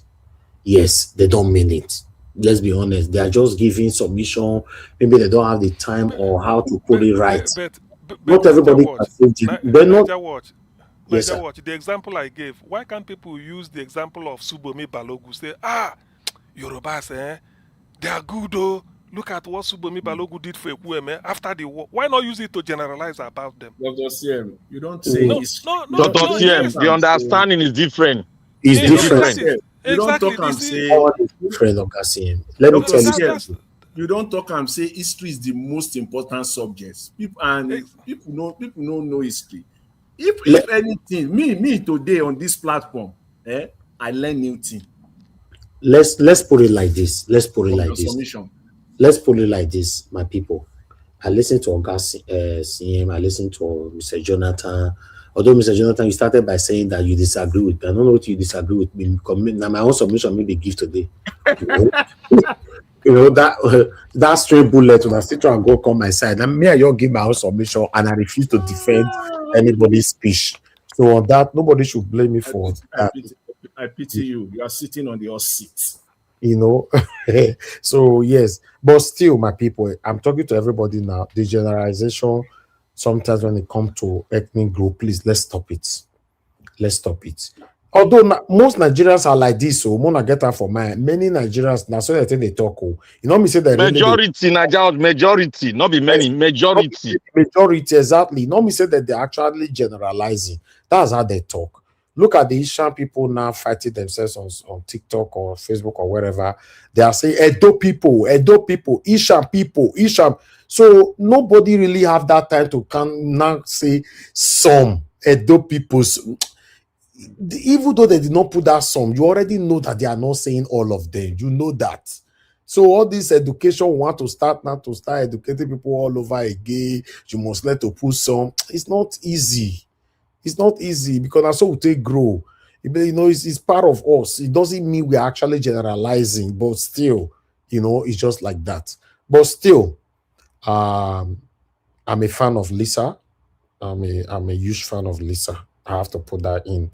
She's not a perfect person. Yes, I understand her pains. You know, I believe I have the same grievances because Nigeria is not working. It's just that for her to be tackling just the Yoruba, that's the only difference between me and her. But still, she's one of the few, very, very few. Please mute yourself. She's the one of the very, very few ladies out there that is very, very outspoken speaking today.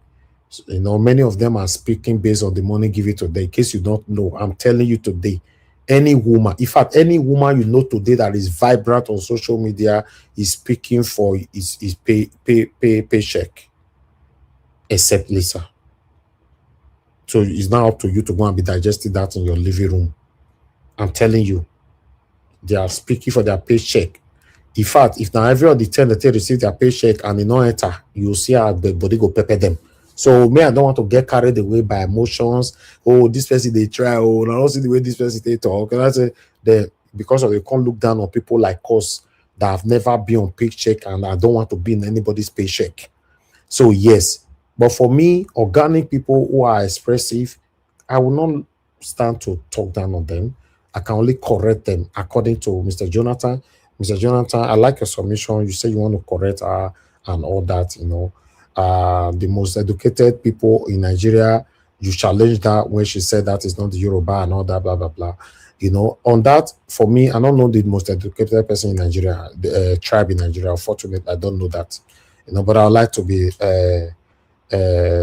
lectured on that. You know, me, I just know say I on my own lane.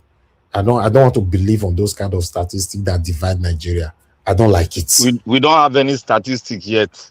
Exactly. So I hate those kind of talk or engagement because it's part of the thing. In case you guys are not aware what divide Nigeria, ethnicism, tribalism, religionism, traditionalism, this kind of debate of the best in tribe and all that, all these things have destroyed us. So if we can start to be shunning them, then we'll become better and be united.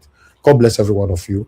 I appreciate you all. Let's hear from Stay Humble. Then we'll go straight to Oga Chris. Stay Humble, talk to us. Good evening, sir.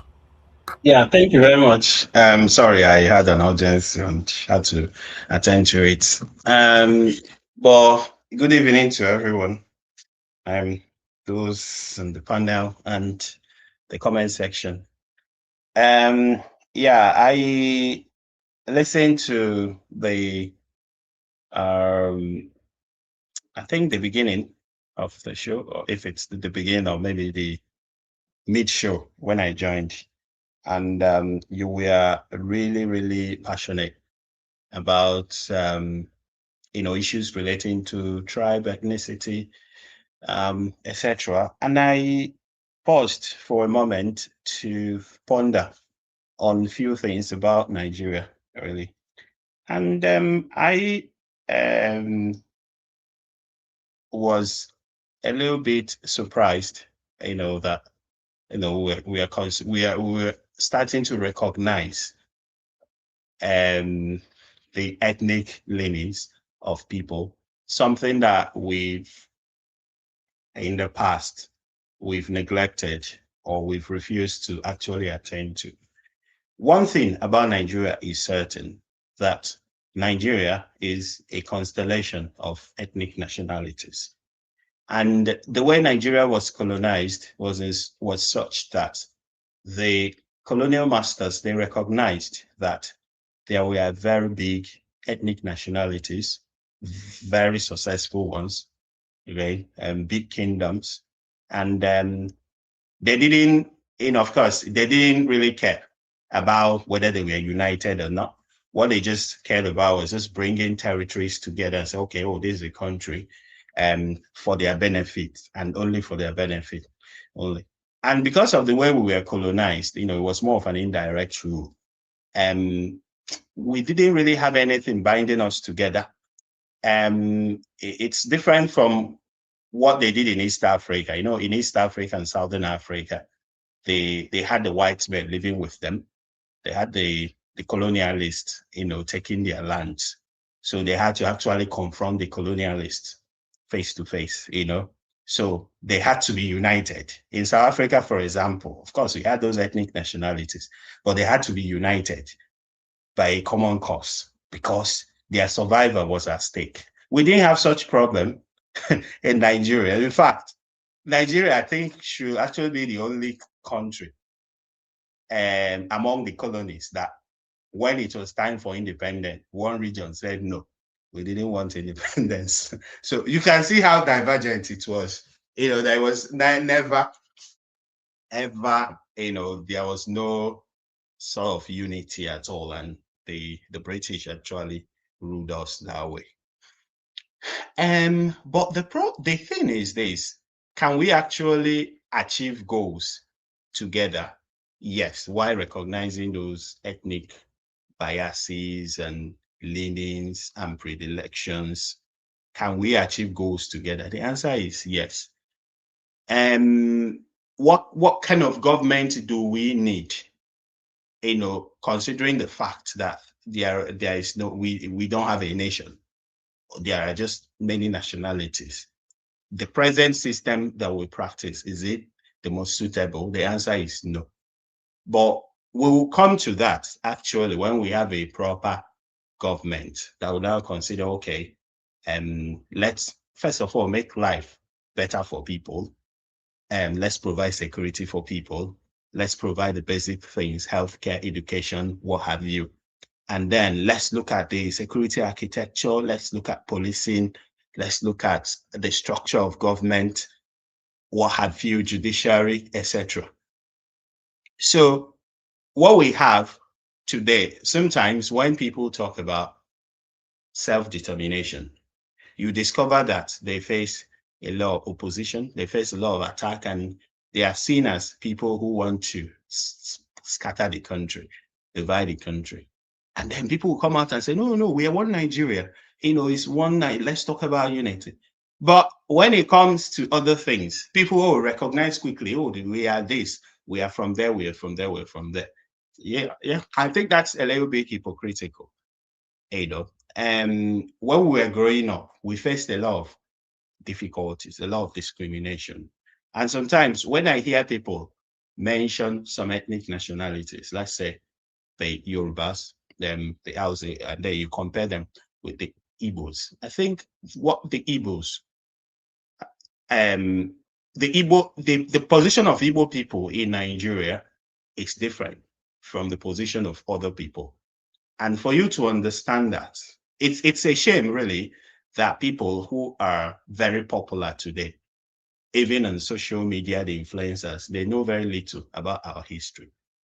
And they know, very little about even our political history, dating back from pre-colonial days.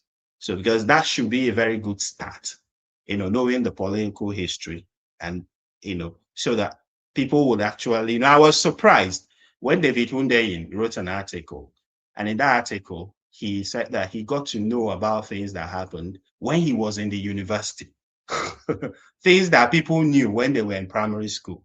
And David Hundeyin is a respected investigative journalist. And if David Hundeyin got to know about it when he was in the university in the UK, what about so many other people who we respect, who don't really have an understanding of these things? So understanding of these things will actually help to know that people are not rated the same in this country. And how people are rated in this country, how people are treated, sometimes it influences their reaction to things.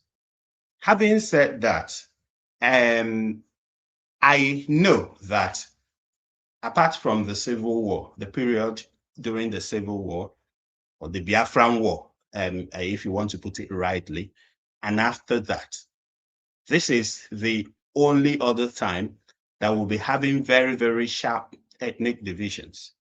And that is orchestrated by who you all know. And that is one of his weapons, apart from, let's say, thuggery and, buying people. That's one of the weapons. Blackmail is also one of them. So, and that's why you see judges are afraid, and top clerics, be it pastors, priests, even those in the Muslim world, they are afraid.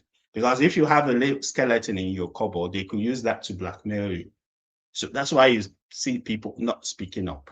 But I want to correct an impression that I hear and I see very often. And what's that impression? That most Yoruba people are supporting Tinubu. That is wrong. We've seen a lot of opinion polls. Yeah, I know that people will come out and say, oh, this, the APC people, they want to rubbish every opinion poll. But those opinion polls are true. All the opinion polls you've seen, can you tell me two of them that's giving Tinubu majority in the Southwest? Most of the opinion polls you see, they give Peter Obi the most votes in the Southwest. The Southwest is tilted. It might not be, to the same degree as the Southeast or South-South or North Central. Because sometimes you might see, the South-South 80-something, 90-something%, same as South. You might see something like 60-something% for Peter Obi in Southwest. That is still significant. But people want to create an impression that Yoruba people are for Tinubu. That most Yoruba people are supporting Tinubu. That's not true. But that's what they want you to believe. And that's why they want people the people that they are paying 2,000 or whatever amount to go in with Yoruba usernames.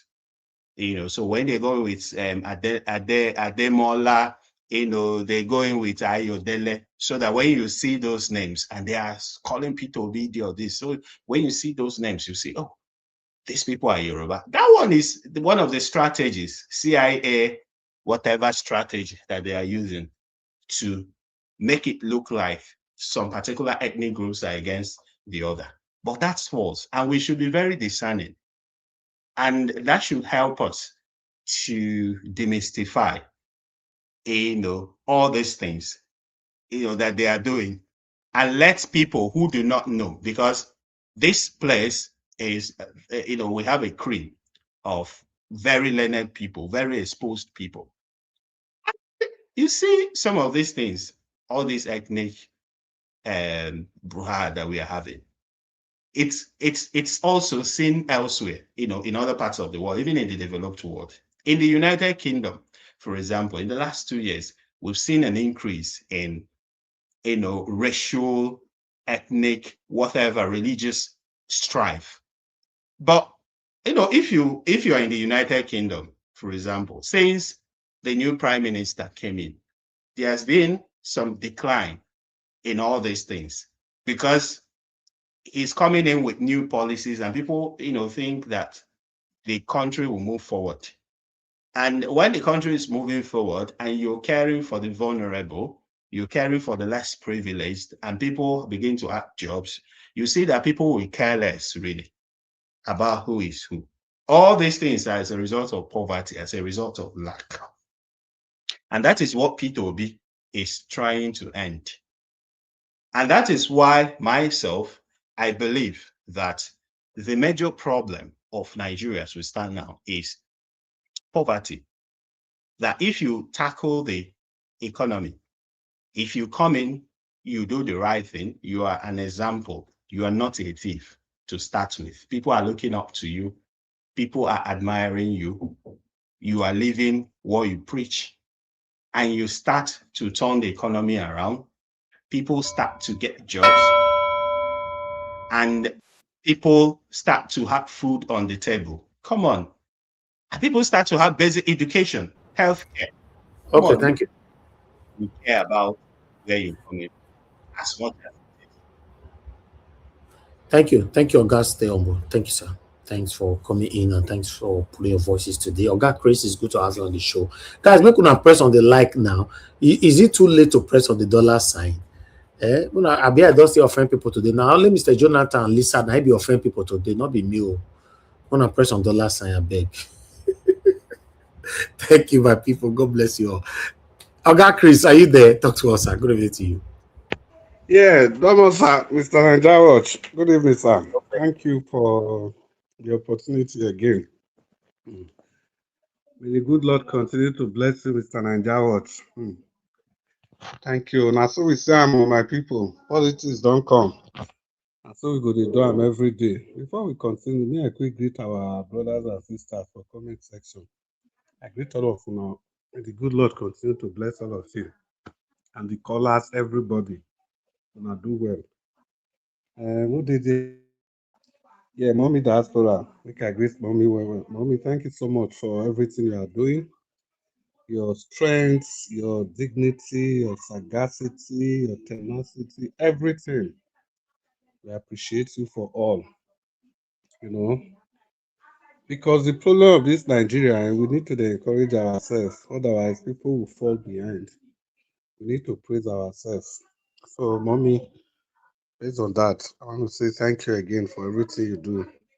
People on the panel, Black Panther, just coming, Oga Jonathan, welcome, stay humble.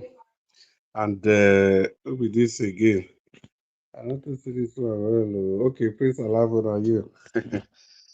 Well done. You see, for me, like, wait till I don't take this thing for some time.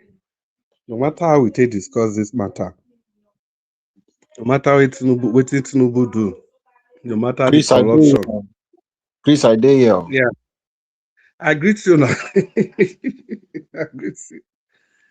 No matter what Tinubu do, no matter the corruption, no matter the allegation, no matter the lies, no matter the half-truths, no matter everything, our honor to the analyze, the best people we need to use this information now the campaign team, the people behind His Excellency Peter Obi, the campaign organization, the people handling His Excellency Peter Obi. You see, they don't even need to look further. They don't need to look for too many points. Now, very few points. Now they need to take destroy Tinubu. And the good thing is that most of all this information, they don't already do open space. Their own are just to modify this information. You understand? Their own are just to modify this information properly so that they can use this information to bring down this administration. If I say bring down, not be say to overthrow them, take power from the no. If I say bring down, I mean to completely discredit them. Because even if this information did the open spaces, but the Tinubu team, they are able to manipulate this information so that it looks as if they are actually doing something right. And they are taking credit for it. Look at the case of the fake parastatal. Look at what they have turned that case into. They are already using it to campaign. That it is because the administration of Tinubu is transparent. That is why he has set up a panel to look at the issue. And there's no countering of that statement from any of the opposition. But they are just focused on every other thing. Look at the case of this whistleblower that just came out. Imagine this information done this space. Before this woman reach this mainstream media, they're supposed to don't take this news. Scatter them. destroy am, open am the way people go fit understand. Na lie dem no go do. What about the 44 billion wey Oga Naija Watch mention? Nothing has been done about that. See, just how many days ago, people were killed. Last week, 24 people, farmers. Oh, this one not be say anything. Farmers going to farm in Zamfara. They finish all of them, and as usual, the people in the north they go try to suppress those information for any reason. I don't know why they keep doing that. That's for that. You will recall, Oga Dr. Sen talk about history. History is everything, and when you talk about history, it doesn't necessarily mean medieval history. Doesn't mean 1827. History can be yesterday. Because what we do yesterday, all of them don't be part of history today. So the issue is this. Just recent history, we see what the APC do with the government of Jonathan. We can remember clearly what they do, what they did. They take just three issues. Now they take destroy that government. The first one, now that's when Jonathan want to remove fuel subsidy. That's NNPC issue, tied with the $50 billion scandal, where Sanusi begin use and talk and go debate, go everywhere, leak the information to the opposition. Even when the information, there was no complete truth, they invite Sanusi. He contacts, okay, the money is between, the Fed drill like costing at 20 billion. After I can say 10 billion. After I can say it's actually between 10 and 50 billion. But the most important thing be say the issue was there. The issue of that 50 billion was there. It never left the scene. It was there. They keep talking. Every time they kept talking about it. Look at the issue of the Chibok girls. That was the second issue. Despite everything, despite all the controversies, despite the fact that the Minister of Education was told, make you not allow that exam that day. It was physics they were doing. Make you not allow that exam that day. The minister turned a deaf ear. The minister said, may he write Shetima. The minister refused to write Shetima. The minister refused to write Shetima because obviously the minister was one of the Boko Haram members in the administration of Jonathan. It will not take a Wike, who was Minister of State for Education, to not do that letter. Not only that letter be waiting the government still they hold on to till today. Do that letter to the school. Make una not hold this exam because we've heard that something like this is going to happen.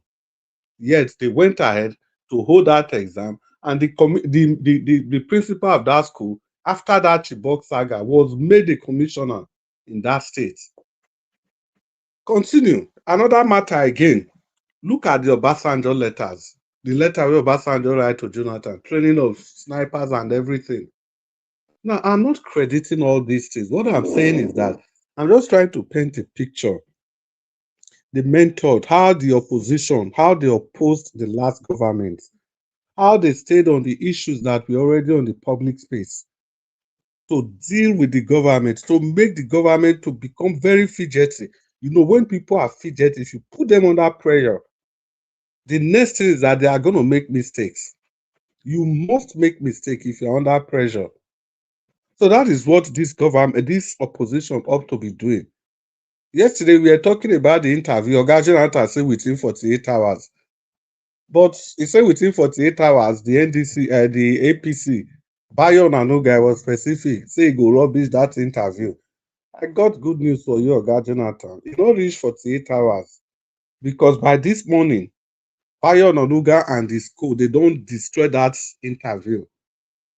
They have destroyed the interview, pick out everything they can pick out for the interview from the interview, and taking the interview to complete shreds.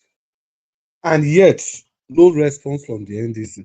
After His Excellency finished that interview yesterday, by this morning, we expect the people in the NDC, the PRO, the people they employ, those people should be talking. Excerpts from that interview. Those people should do a follow-up. Then we'll go this media and mainstream media. Begin to talk about specific issues. Not all the interviews again, section by section. The issue that has to deal with corruption, they talk about that. Infrastructure, Okay, they talk about Oga that. Chris, Yes, sir. Oga Chris, I want to ask people on this panel. Oga CM, are you there? Mr. Jonathan, are you there? I want to ask you people a question. You know, Oga CM still with us. You don't come out. Yes, Oga CM. You can ask me. Yes, I'm here. Okay. Mr. Pansat is on the backstage. You know he's banned for 1 year. He never reached. Should we forgive him or he should complete his 1 year? Both people in the comment section, everybody. Please bring him in, I beg. Bring him. Organa Jawad. Bring him. My man Peg said, bring Peg set in, bro. I need Peg set, yeah. But he never complete in 1 year now. He go come beat me again. Oh, he did on paro. Put on paro. Paro. He's on paro. He can come in on paro. So what? Okay, if he can't beat me again now, say, let me talk, and get out. Then go continue sentence. But Mr. Elvis, there's something that you need to know as well before you make this decision. Although I want Mr. Pansat to come. If you are doing this for Mr. Pansat and you want to call it parole, without him completing his sentence, you ought to do that to every other person that you have banned from this channel. No, paro is different. Paro is not for No, not like that, Madam Rita. Which month we ban Mr. Please, I'm listening to Mr. Elvis. Mr. Elvis, what did you say? Which month we ban Mr. Pansat, if you still remember? I can't remember, Mr. Elvis. You are the one who's the administrator. You should know. You should tell us. I should check. Oga Naija watch. You never reached 3 weeks old banana. So you never reached. No, it's more than. Oga Naija watch. You listen to me. Wait. See, Look, you know why I say we should give Pansat paro? The reason is that Pansat is sometimes skip off, but irrespective of that, if we have looked into it, you have said something about him severally, the reason why you banned him. But now we want to do something. I want to put forward a paro, and paro is not given to everybody, but given to people that you want to give it to. On what basis? Is it because he is actually... I don't want to mention we're in a public place. I don't want to mention it. No, listen. Is it on the basis of he's still trying to come to the channel as against those holders that have been banned? I am advocating. It's left for the judge to pick it. Okay, you can present your case, but I'm presenting my own case too. If he hasn't completed his sentence, you have to pardon every other person. No, it's not a conditional. You shouldn't make it conditional. Don't say it's not conditional. I am stating my case. Mr. Elvis will make the decision. Pass your own submission and leave Madarita alone. My submission is that parole is not a conditional thing. It's a prerogative of the judge. And you should not make it, because you give this one, that's how Nigeria does. Because you give this one, give it to this one. No. Everybody get a friend way where they go jail. So now the judge will look into the jail matter.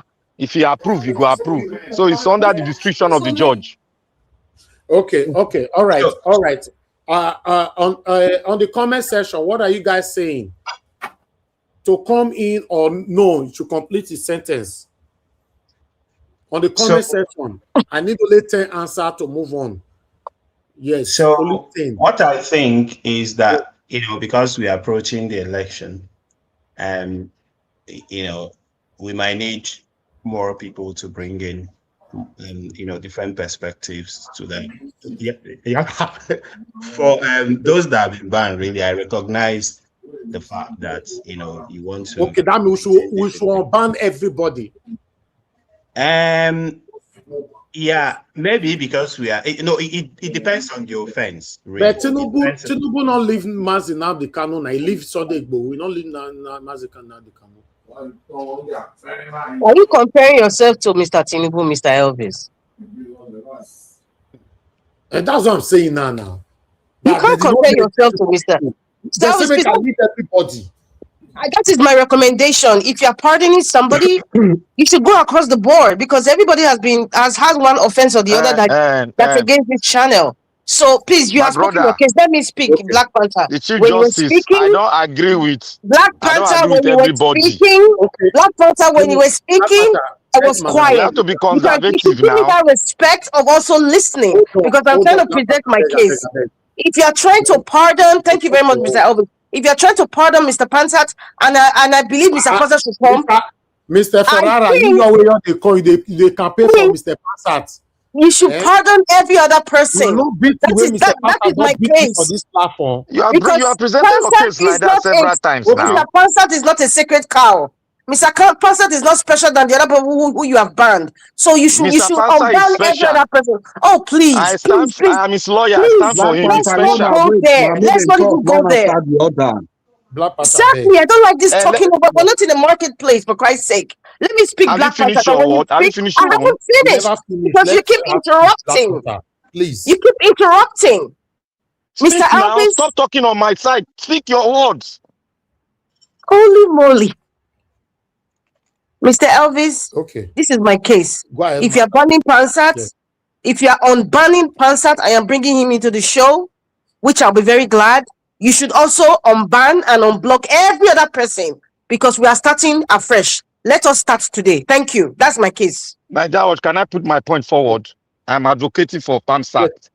And PAMSAT Okay, you alone said will I it advocate already. for. The issue has I'm not been a universal resolved. person.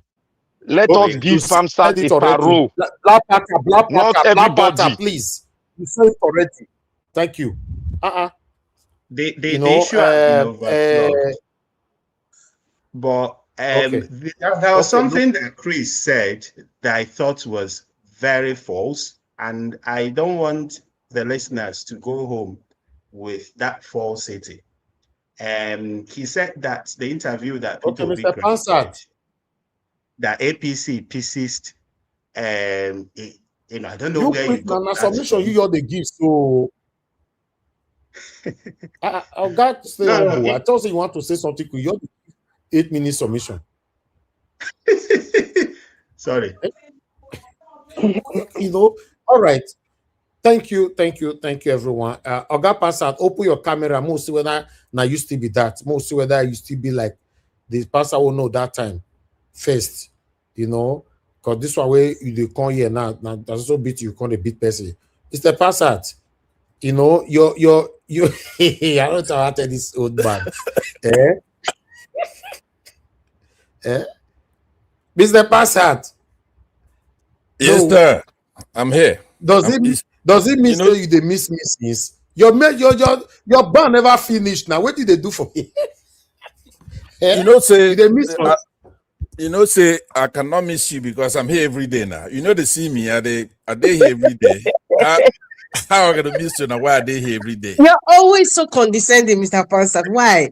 Look at the response that you're giving. So God made me now. Always condescending. So God made me. No, I'm here every day now. Mr. Pansat, I hope. Yes, Mr. sir. Pansat, I hope we will not have issue the next 48 hours again. No, remember Nigeria is sinking. You and I cannot also be sinking here. No, Nigeria is sinking. Focus on Nigeria matter. You know, say me and you, we are kind of similar. We're not gonna change. If we fight again tomorrow, then we'll fight again tomorrow. But I will not break the platform rule. If you look at why me and you the quarrel, right? It has nothing to do with politics. We have the same politics. We get angry. We talk about all kinds of stuff. But don't worry, we'll play by ear. I don't plan to change. I'm here every day. This is our platform. I'm in the other platforms. If you watch me when I used to go to One Man Went to More, whatever his name is. I'm the same guy. We have a problem in the country.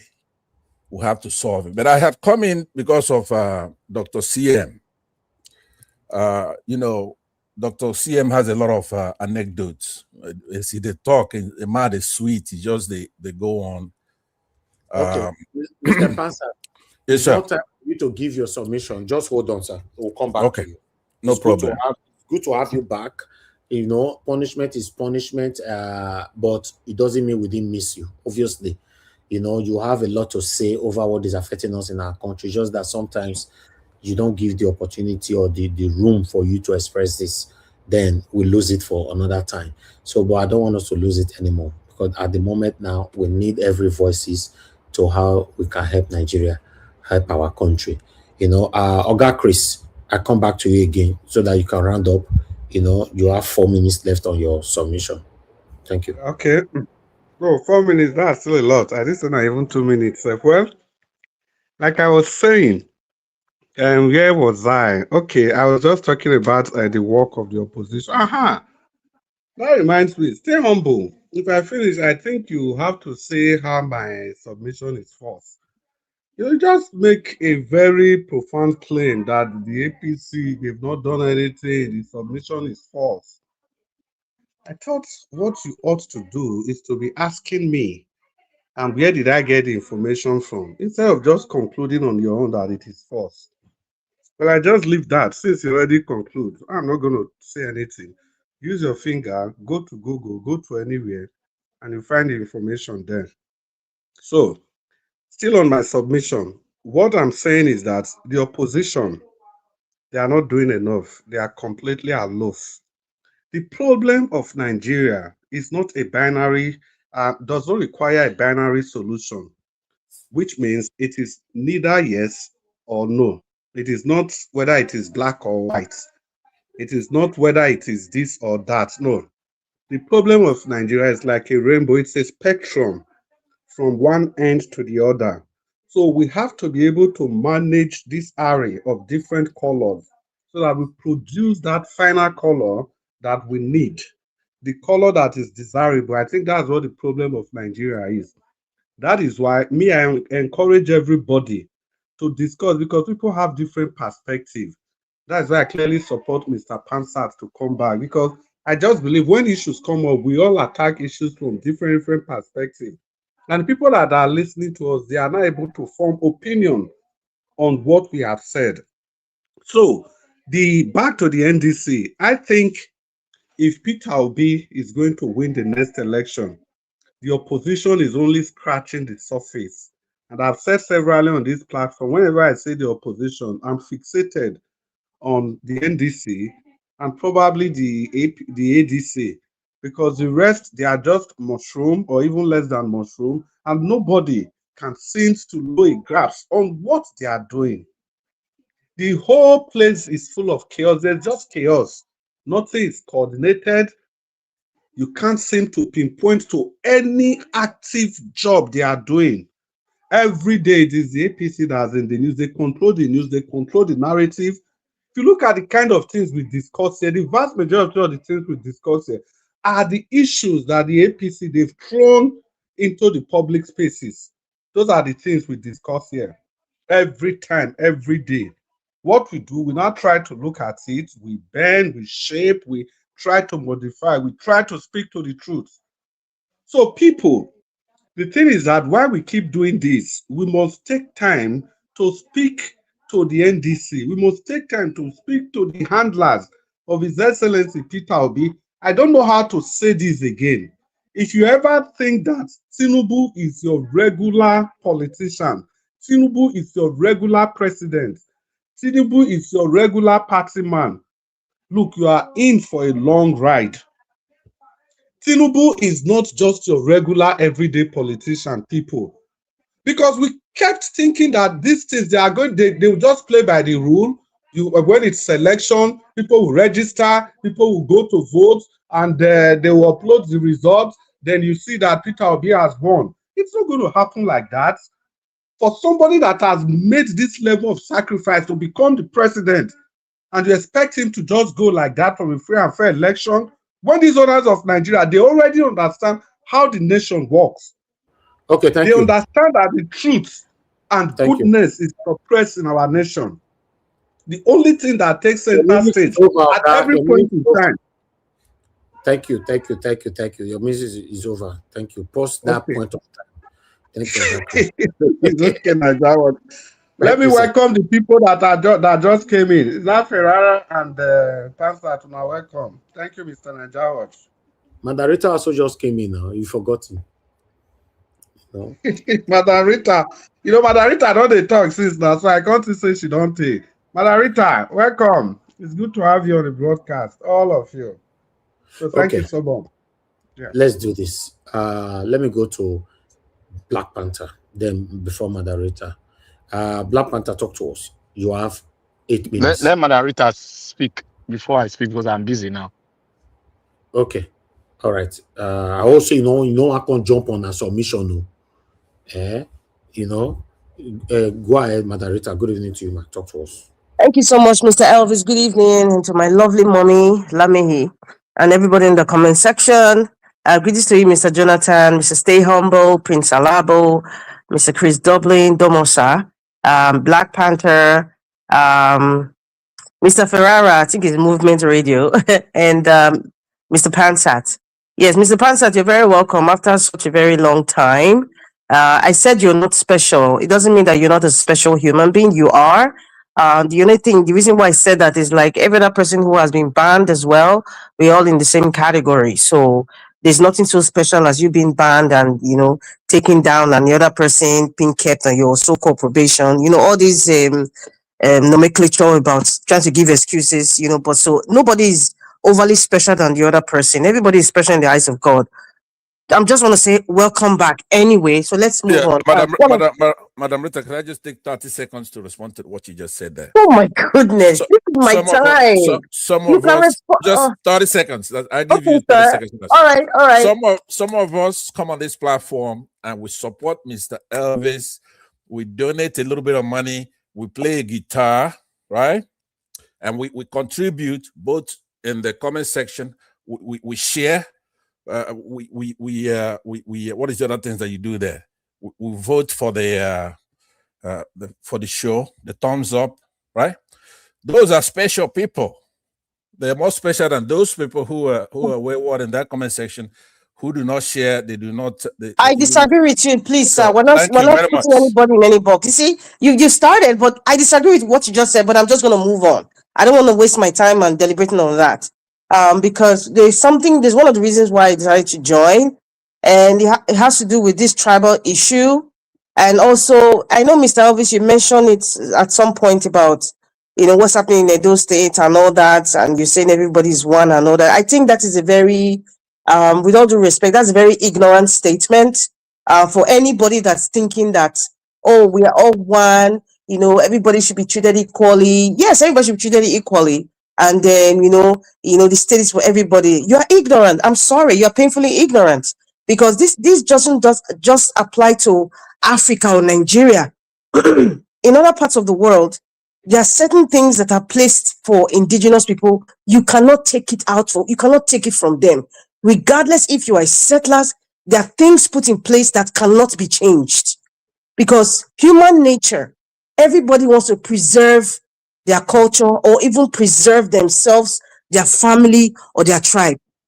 That's what I believe. That's like human nature. And all this part of the world fighting war, looking at the dark ages till now, it's all about acquiring space, acquiring land. Look at Ukraine. Ukraine and Russia, they're brothers. They're the same. They marry each other. Their names are almost similar. But see, why did Putin go into the war?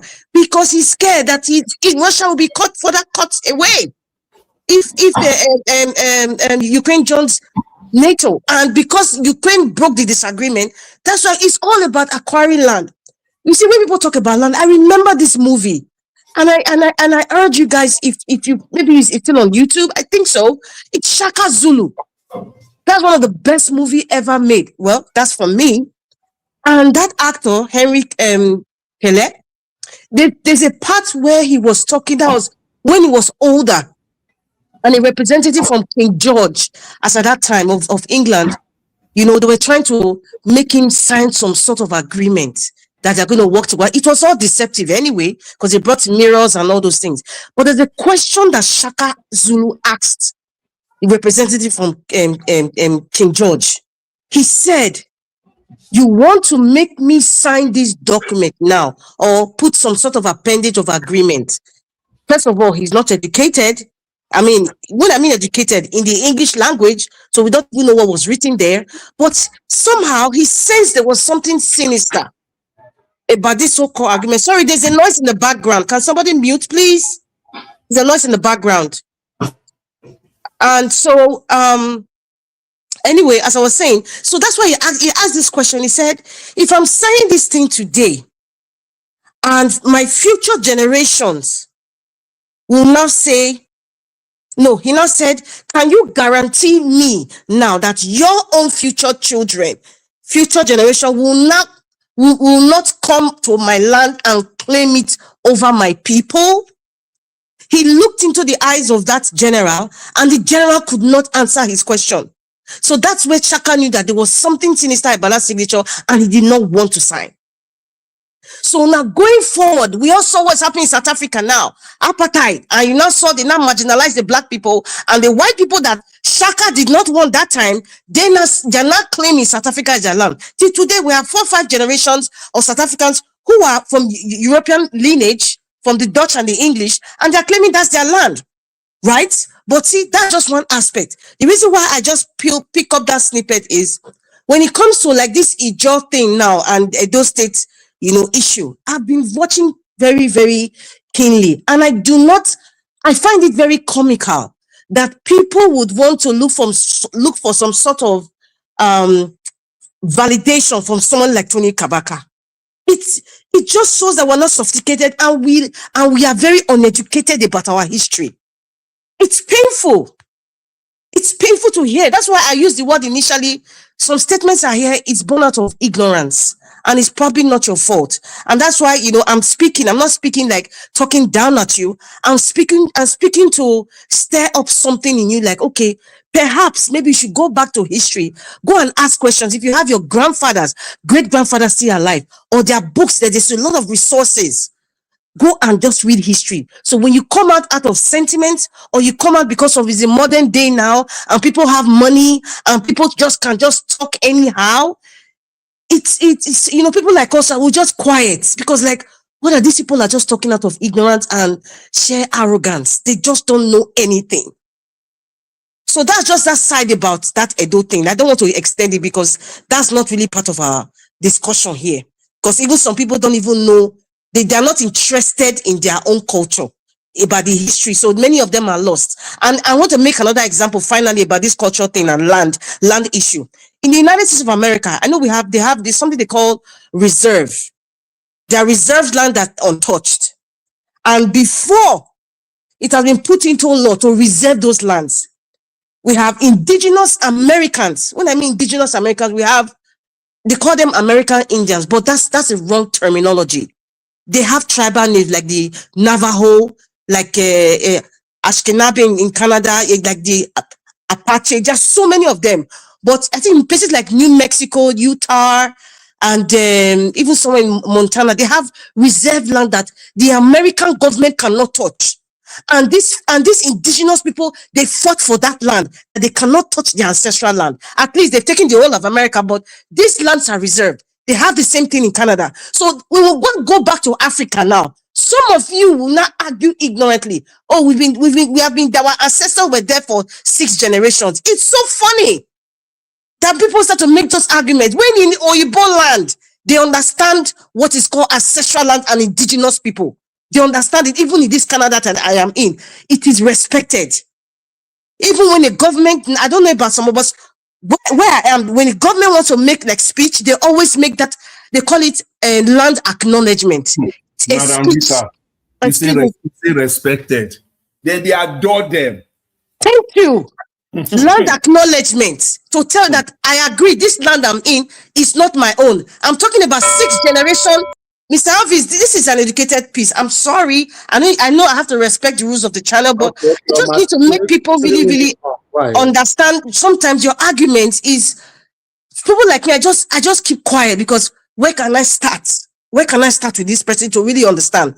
But now going back to, I'm just going to push that aside now. Now going back to what Mr. Jonathan was saying, coming back to Nigeria, we cannot be tribal blind. I have been preaching this thing. We cannot be tribal blind. Mr. Jonathan, I agree with everything you said, but there's one thing that I disagree totally. You said we should try to not to bring in, when we should try to focus on criticizing this government, the APC government, and also identifying the things that are not working. And we should try as much as possible not to bring in the tribal card. Mr. Jonathan, I could tell you that it is so difficult. It's like you want to bake a bread, and that ingredient called yeast is not in the bread, real bread. That is not bread. That's just how I can just express that, because everything that we are experiencing today, good and bad, especially bad, was born out of tribalism.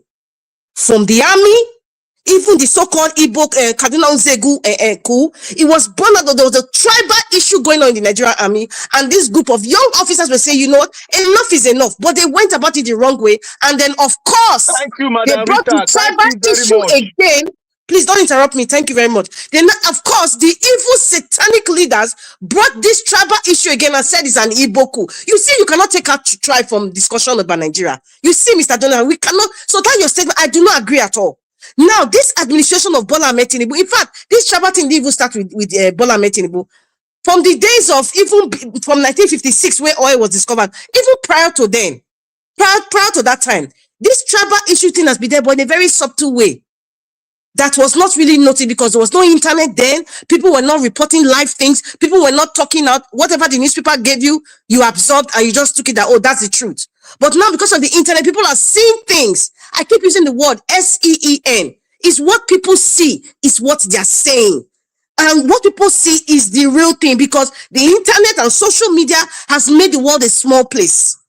So you cannot take tribal issue away from how bad Nigeria is because it was born out of it. Now it was amplified by Buhari. Buhari amplified it. He wasn't ashamed. He did it in our faces and everybody kept quiet. Now this issue of Jonathan coming now, people are talking about, oh, all these Yoruba elders or, you know, some Yoruba elders are not talking now because of Jonathan, because they have not identified that now there is a Yoruba person who is, well, I don't even call Bola Ahmed Tinubu Yoruba. I don't know because I don't know where he's from as far as I'm concerned. But since Yoruba people have accepted him, well, I will call him Yoruba. He's not president now. The way they criticize Jonathan, that's why people are bringing it now. You see why you cannot take out tribe? Because now you did it for somebody. Now you don't want people to do it to you. You are not quiet because your brother is even there. He's doing triple time worse than the person you people were criticizing. So how can you not bring tribe into it? Because it's so obvious. And look at Edo State now. Let me go down to my state. Yes, let me go down to my state. Charity this at home. You are taking it out of context completely. Okay. I mean, like as in a 1000%. Okay. Okay. I'm hearing you, sir. Finally, let me bring it down to Edo State now. We have somebody from Edo Central, Ishan by tribe. Monday Pueblo as government. If any of you have not been to Edo State, or if you're not from Edo State, I can categorically tell you, Monday Pueblo's government in Edo State presently is a tribal government. You dare not see any other tribe, even from the most largest ethnic group, Bini people, around Edo State government house or anything surrounding Mondo Pueblo. It all has to be Esan, and they don't care whether they're educated or experienced. It's all Esan. How bad can that be? This is my state now. I'm not even talking about Nigeria as a whole. So we cannot be tribal blind. I'm going to stop it from here because I really don't want to take time. I want to obey the rules. I know I've overstepped my bound. I'm so sorry, Mr. Elvis, and everyone panel, but I just got to say some things that people need just to realign their minds and start to think differently. Thank you. Okay. I agree with your submission, Madarita. Thank you very much. Thank you. God bless you. Okay. Black Panther, are you ready? Or I shall move on to... I'm ready. I'm ready, Oga. 8 minutes. Thank you. Thank you very much, our speaker. Nigeria, may God bless you. And I thank everyone. Thank Mommy in Diaspora. And I will say all of that. I'll stand on the existing protocol. Mr. Pamsa, welcome back. God bless you. I want Thank to you, say sir. here that, Appreciate it. I want to say here that if you have been acknowledged while making a speech, please, we should try and make our returns where we speak back be mild. Please. No problem.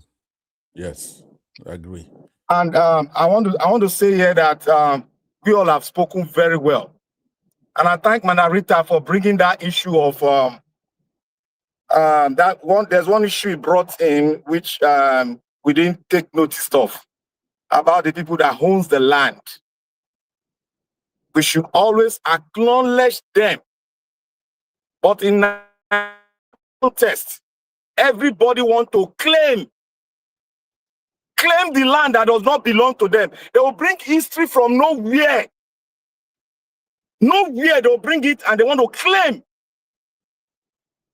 If you are occupying a land which is an ancestral land of this certain tribe, all you need to be doing is, acknowledge the people that own the land. Simple. We are not going to carry land to anywhere, but you must acknowledge the people that own the land, that history, attach them to the land. Because if you say lies every day, it becomes truth. Like, let me say, for instance, I'm not trying to mimic the Ijaw people. The Ijaw is fond of saying, oh, the Ijaw is the one that owns every land, every water waves in Nigeria. That's a bloody lie. The Lagosians are close to the river.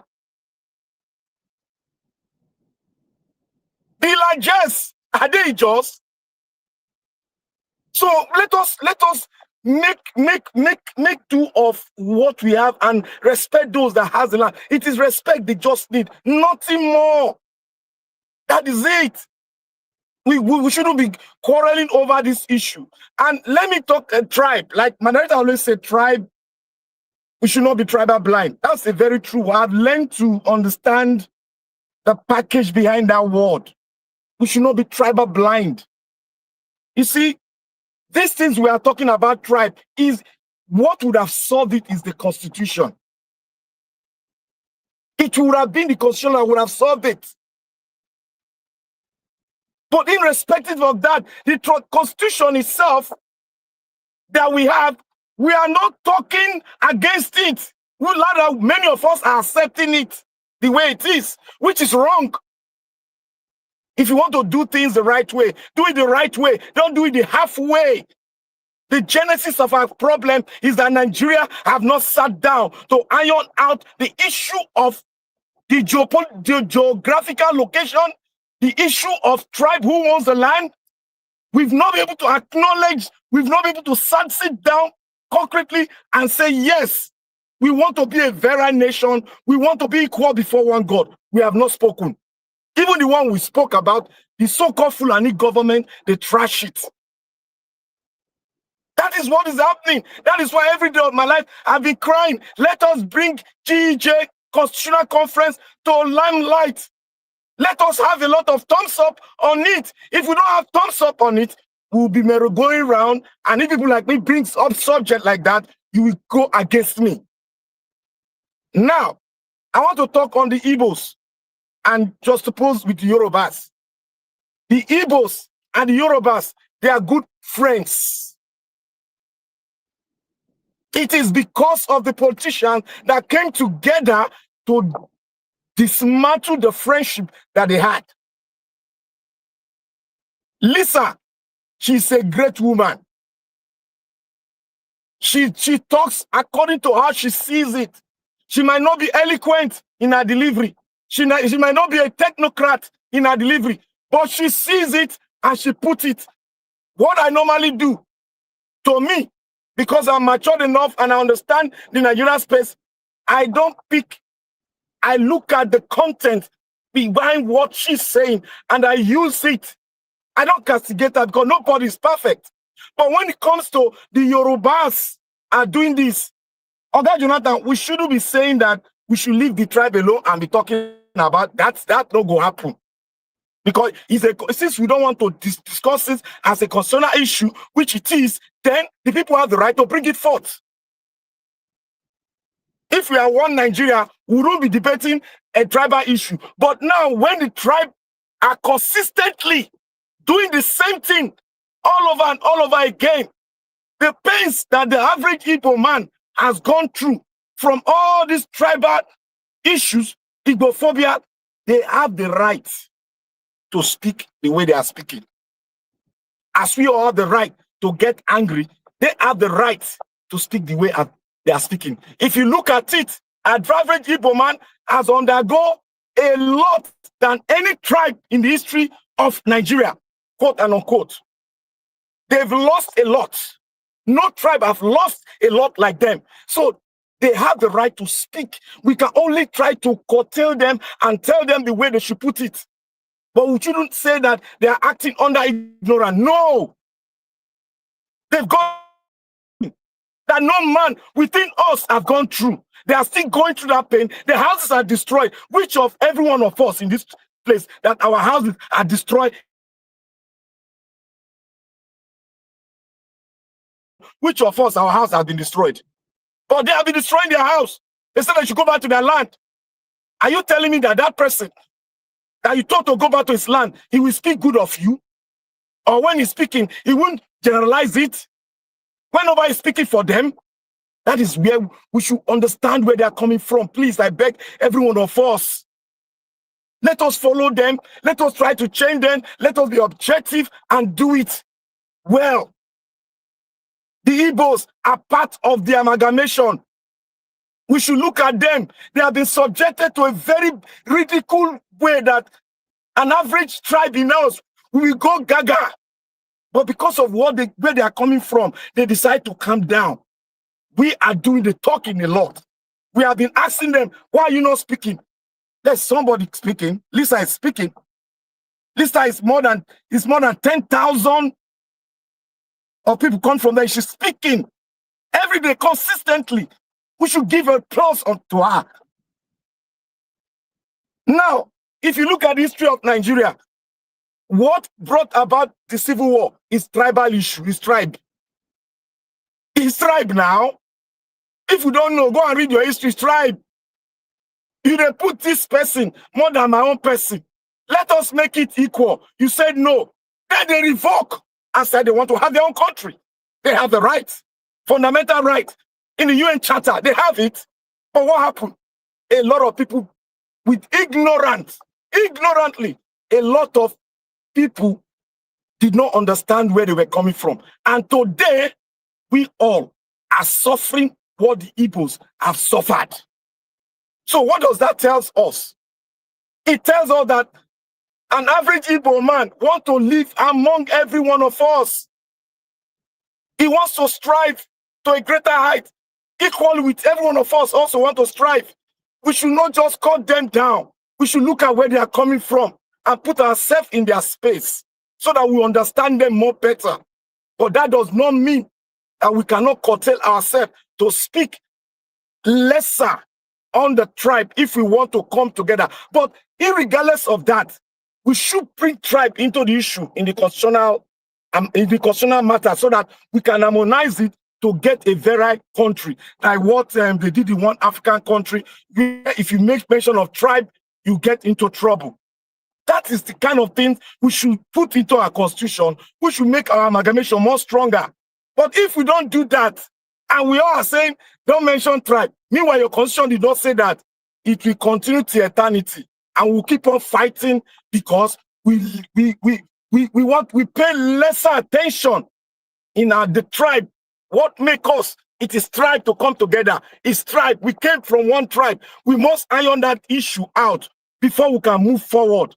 It's either to take it out of what we are doing, or we format a system to curtail the tribal to nation in everything we do in our country. That's it.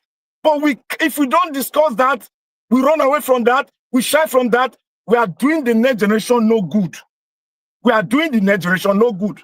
So Nigeria, please, thank you for your delivery, because delivery really balanced it. It was more or less, I would say, like a conservative one. We should face our fight. We should not shy away from our fight. Our fight is our fight. The tribal content is our fight, which we must fight. I am not in that space whereby you talk in a very gentle way. Just iron it out.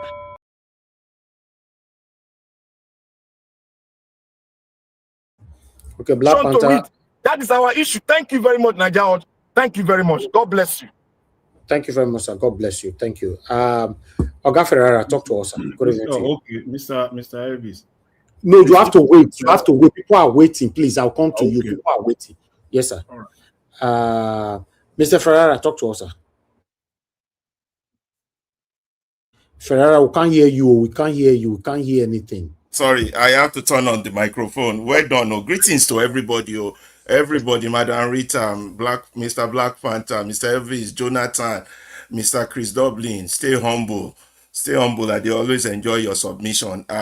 Miss Prince Alabo and Pansat with they beg for special orders, making come back in. They say make them not only forgive Pansat, say they orders. I said there are no orders, so there's only one Pansat, just like where we they say when we they Igbobi College, there's only one Igbobi College and the others. There's only one Pansat. So welcome back, Pansat. Thank you very much. This approach, yeah. This approach you are all taking to this whole thing, everybody is right. Let's be honest there, though. You know, multiple things could be right at it, well, at multiple times. But me personally, I have always we have tribal issues, but we do not have tribal problem. A lot of people would disagree with me. We only have 3 problems in Nigeria. One, those who are ruining the country, and they all belong to one tribe. It doesn't matter what tribe they come from. They are Igbo, Hausa, Bini, Edo, Ibibio, everything. Those ruining the country, that's one tribe. And then, second problem, collective silence. All of us, we are not talking enough. We are not saying the right thing. And then the third one, enemies within. Those are the way I see. So you see, every other thing that has happened to Nigeria from 1960, from 1914, is just a symptom of these 3 key factors. Now, it might sound very academic, but I'll just break it down in the very simplest format that I can. In the words of a very fine lady who wrote a very nice article about this statement, when Nigeria happens to you, we all say that a lot. And there will be, apart from those that are ruining Nigeria, there will be nobody in that country that would say that that country is not a weapon fashioned against them, whether they are Igbo, Hausa, Yoruba. Now, for us to come and always argue that one person has it more than the other, maybe they are right, maybe you're right, but everybody is feeling the pinch. Nigeria has happened to a lot of people. And when we talk about Nigeria, when we say, and then we go, rather than for us to face our problem, you know, what does it mean? And say Nigeria happened to, it means that country is not good for people. People are suffering.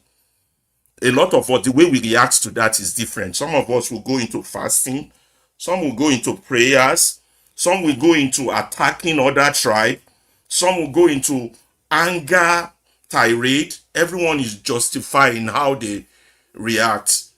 But what the most important thing we all need to do that we are not doing is to unlearn the learned helplessness, because we all act and talk as if we are helpless, as if we are children, as if we are babies. And this thing called Nigeria that is being run by these ruiners of Nigeria is happening to us. So we surrender our ability to react, to respond, and fix Nigeria, because they are the other alternative we take. The alternative where we have internalized the logic that Nigeria happening to us is an inevitable circumstance, something we cannot change. So we have surrendered our belief in change.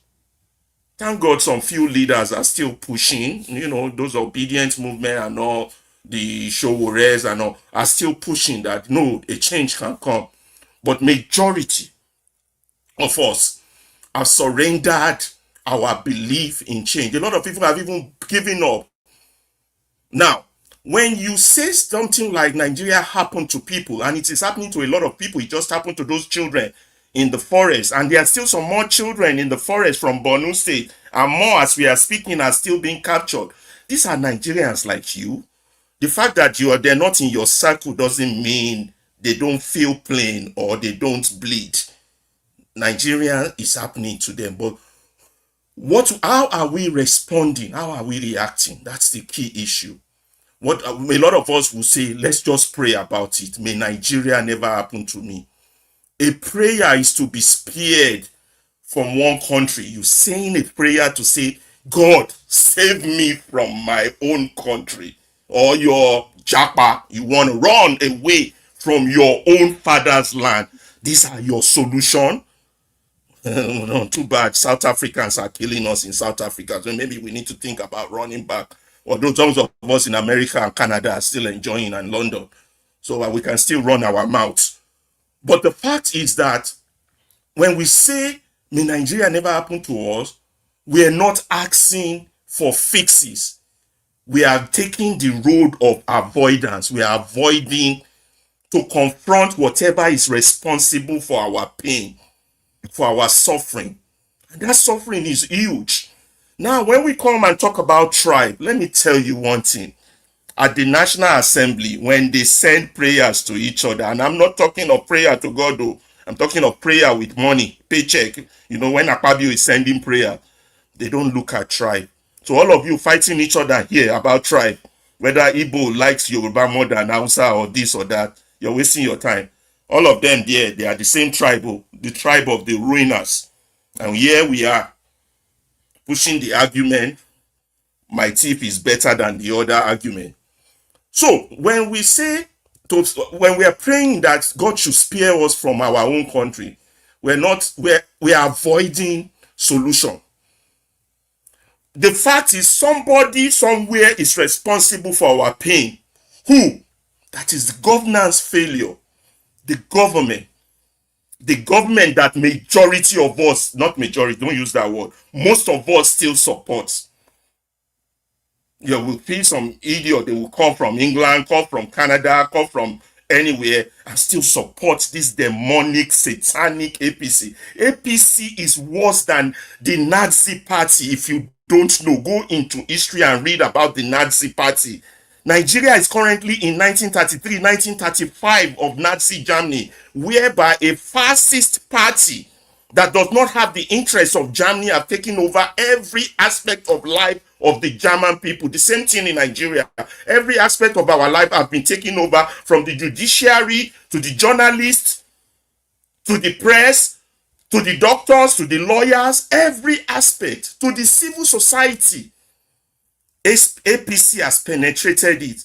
And SPC has no good intention. They are there to loot and steal you dry. I mean, the layers and layers and layers and layers of scandals enough should tell you this. You don't need me repeating this.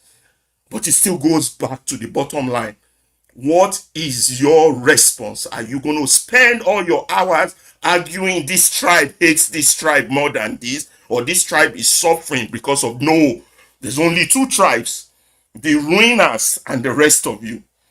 And when the ruiners share money, you might be from Edo, you might be from Calabar, you might be from Kaduna, you might be from Kano. That money will get to you. But it won't get to you that is defending them. That's a fact. A state cannot be moved by human action. That is the state we have got into. The citizen will transfer our accountability to God. God is going to come down. Oh, some people are so hopeful. It's going to be Trump. If they're not begging God, they're begging Trump. Nobody's coming to save us. It's us. So what will interrupt this learned helplessness? It is a learned helplessness. We have learned it since we were born, since 1960. The likes of the NTA have indoctrinated us to be dormant, to be fools, to be mumu. Through number one, the colonial education we inherited, which only tells us you cannot question authority. You can't question government. You can't question the queen. That's what they passed on. That's what we learn. That's number one, colonial education. So all of us with PhD, doctorate, the wrong thing we learn. Yeah. Now how to obey, to be out Negro. Now we learn. Two, our parental influence. Parents go tell you are afraid how your family will be damaged or what your family will think. Three, the third thing, media. Our media is an instrument of expression. All the media, all these Arise, Channel, NTA, TV, you can go on and on. They are there to sedate us, to be mumu. You understand? Our media, and then they are this or then our job.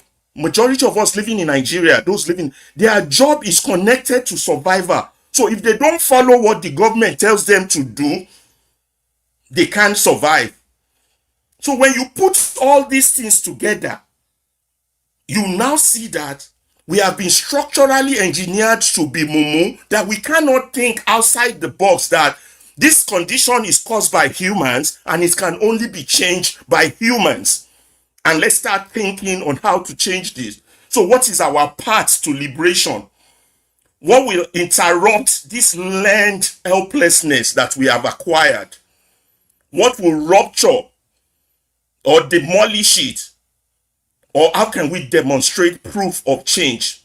Right now, this battle to remove Tinubu is like you're trying to remove somebody Abacha times 10. And I don't know if we are putting enough effort that we put to remove the military into removing this APC demonic party. I don't think we understand what we are dealing with, the monster we are dealing with.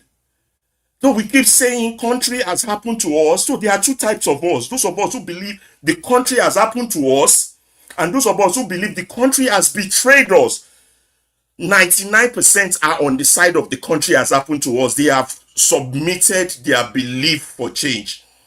We all should be on the side of the country has betrayed us. You know why? So we can start to hold somebody responsible. Why that road caused an accident? Who is responsible? Why I don't have water? Who is responsible? Why I don't have electricity? Who is responsible? Why I don't have good health? Who is responsible? But the moment we keep calling those responsible brothers and sisters, fathers and mothers, we're not going anywhere. So it's a question of resignation and liberation. Are we resigned to our fate, or are we ready to fight for our freedom? Nobody's coming to save us. We are the only ones who will save ourselves. Thank you for giving me time. I appreciate it. Thank you very much, Mr. Ferreira. God bless you, sir. All right, Mr. Pansat, we'll not come to you now. It's good to have you back on the show. Talk to us. 8 minutes. Thank you very much, Mr.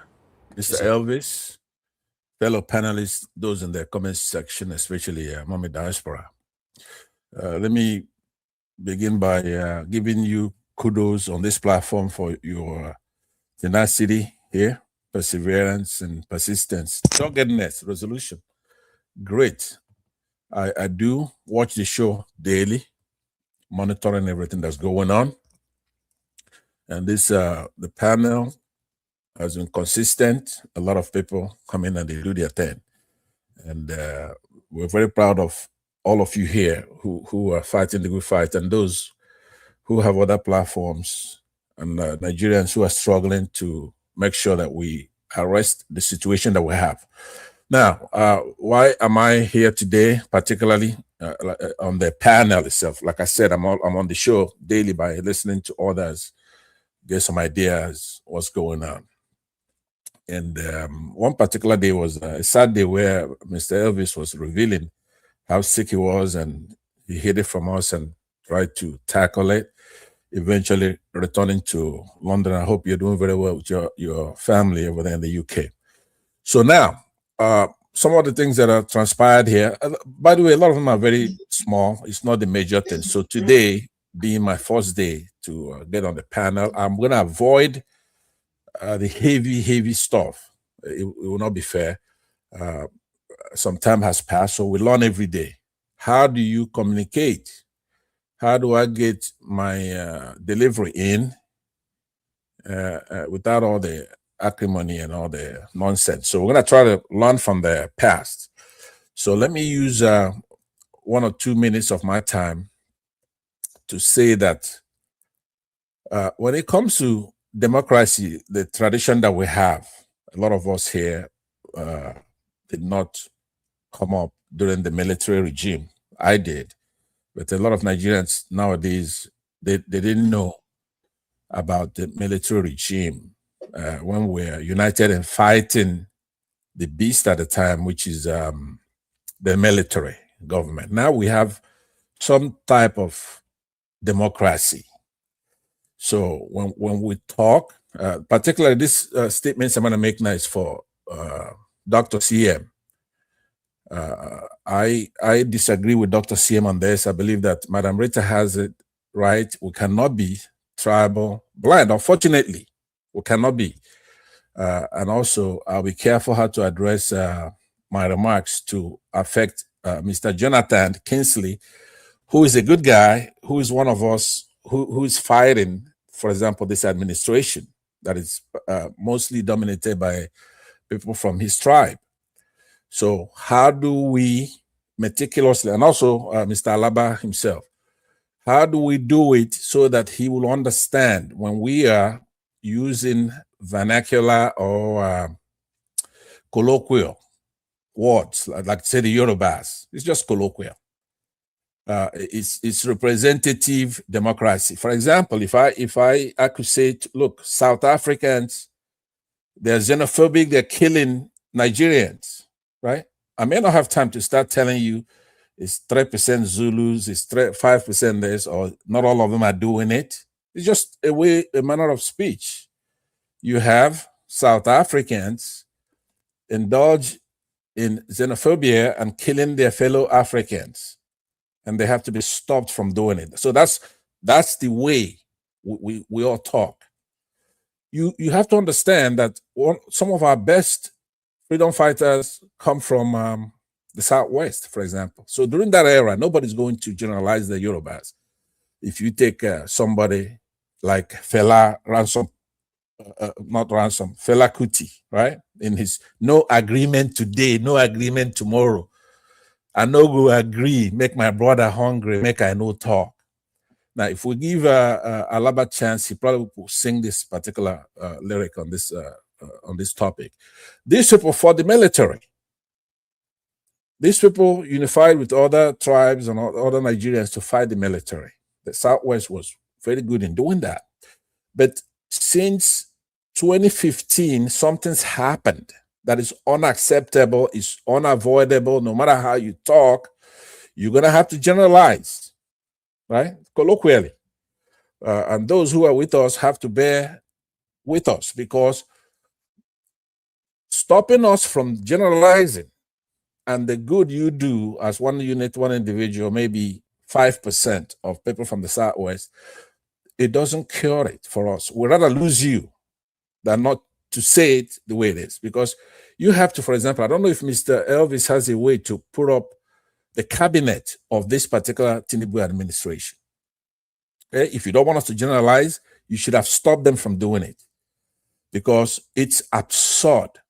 If you look at the cabinet, people who don't know their ass from their mouth, they don't know how to administer, how to govern the country. They're forging all kinds of certificates, forging agencies, taking money. We have people dying, people getting killed, people starving in the country.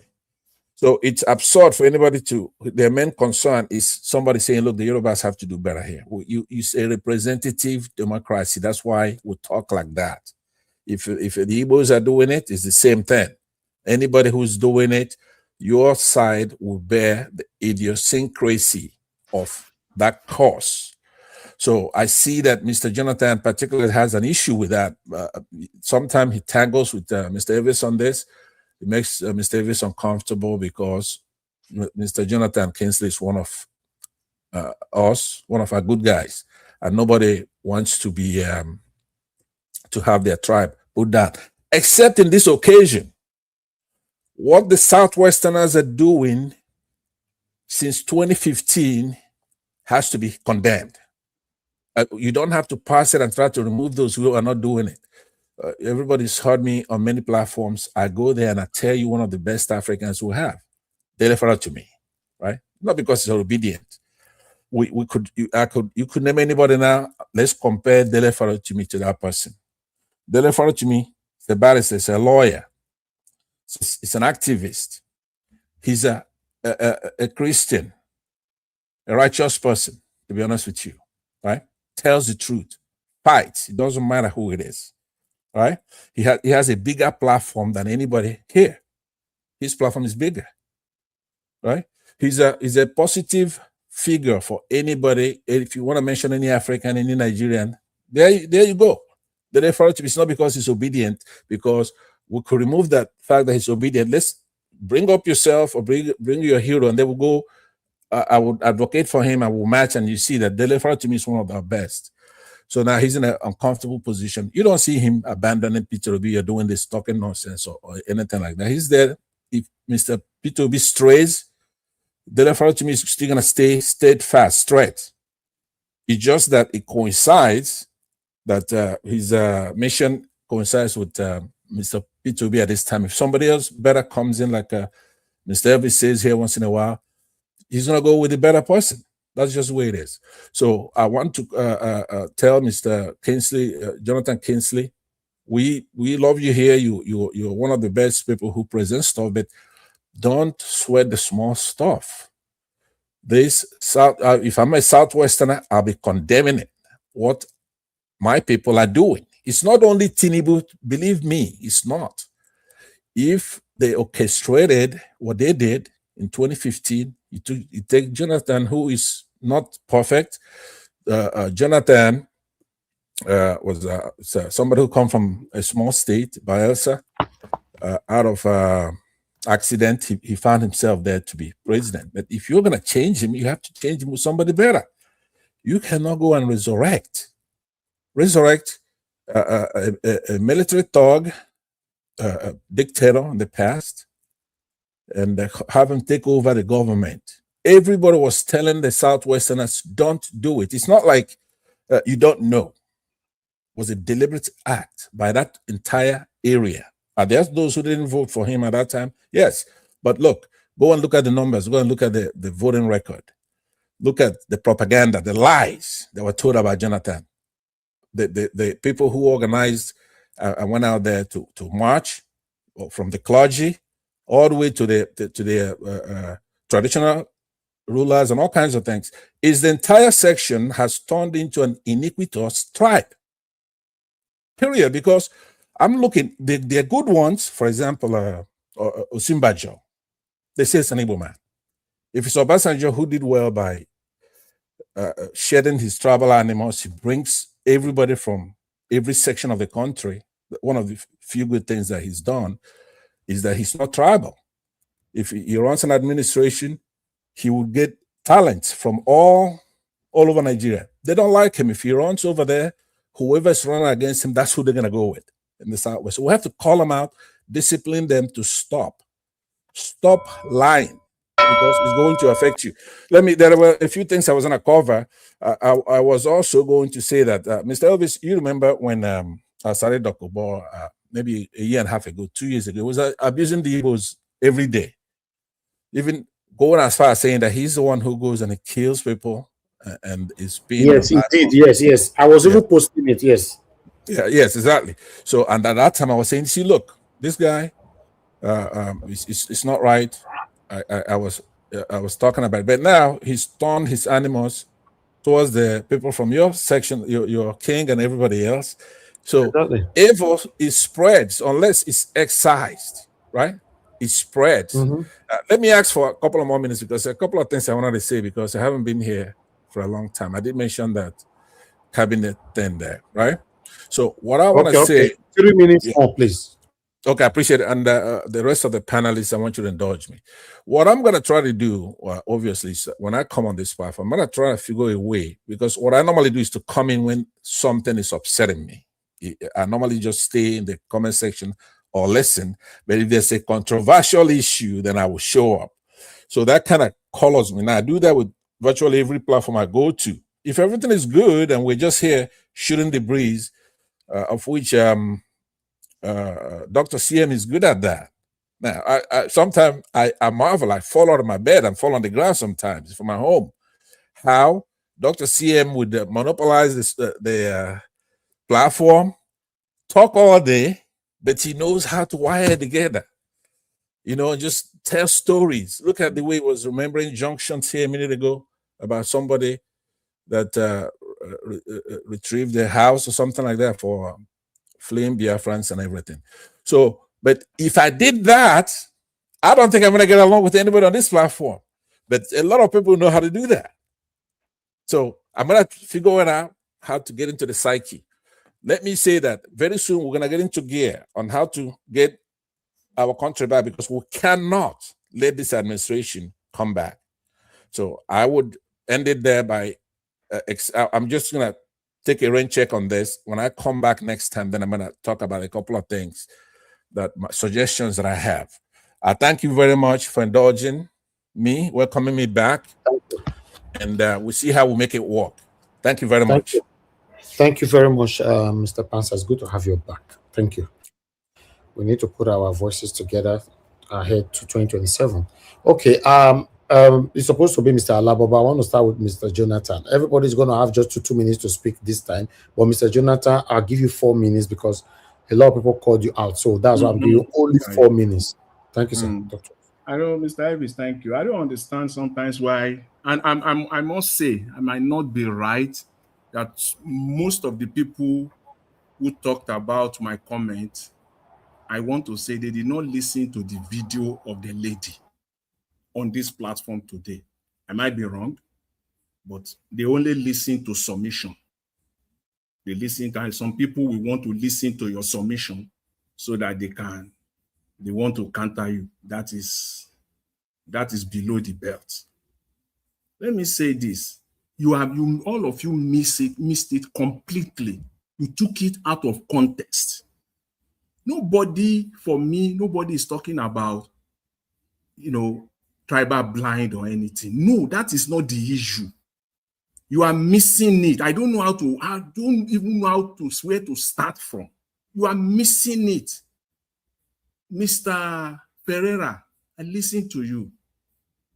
You stated it, but in a profound way. You don't want to, probably be on the toe, but in a very, advanced and matured submission.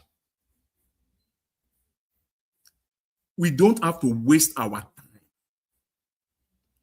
talking about tribes in Nigeria. We are going nowhere. We're just going nowhere. That is the point. I'm not tribal blind. I'm a Yoruba man. Is that not enough for you? Or you want to come to my house? Or do you want me to invite you to my hometown in Abeokuta? Right there, at the heart of the Alaki of Egba land. You want to come there before you will know that I am a Yoruba man. What is tribal blind here? Who is talking about tribal blind? I'm talking about people not being guided in their words. We have Edo people here. I will use Edo as an example, and deliberately so. Because I don't want to speak tribe, or either way, because I want to talk about tribe. Let me even go direct. I want to talk about tribe. Then it is okay for me, you Edo people here, it is okay for me to describe Edo people as saying, when I see Edo people, I feel like vomiting. I feel like vomiting up. What is that? Is that even an articulate contribution? Is that what we're talking about? That is God. I shouldn't be seen sharing the same space with Edo people. I'm deliberately using Edo people. I shouldn't be seen sharing the same space with Edo people. Edo people don't have sense. Edo people should not be sharing space with normal human beings. I can go on and on. When I say that, you are okay with it. Fine. Then I will know your state of mind and I will know your intellect too. The same thing goes to Igbo people. If I use the same thing, I'm talking about Igbo. It's not about being tribal blind. We're talking about someone being guided in what they are saying. Those are not the words. If you want to talk about tribes, there are ways you can talk about tribe. And then Mr. Pansat, it is not about condemning Southwest person. It is not about that. You can condemn Southwest persons or people or individuals. You can condemn them. I condemn them.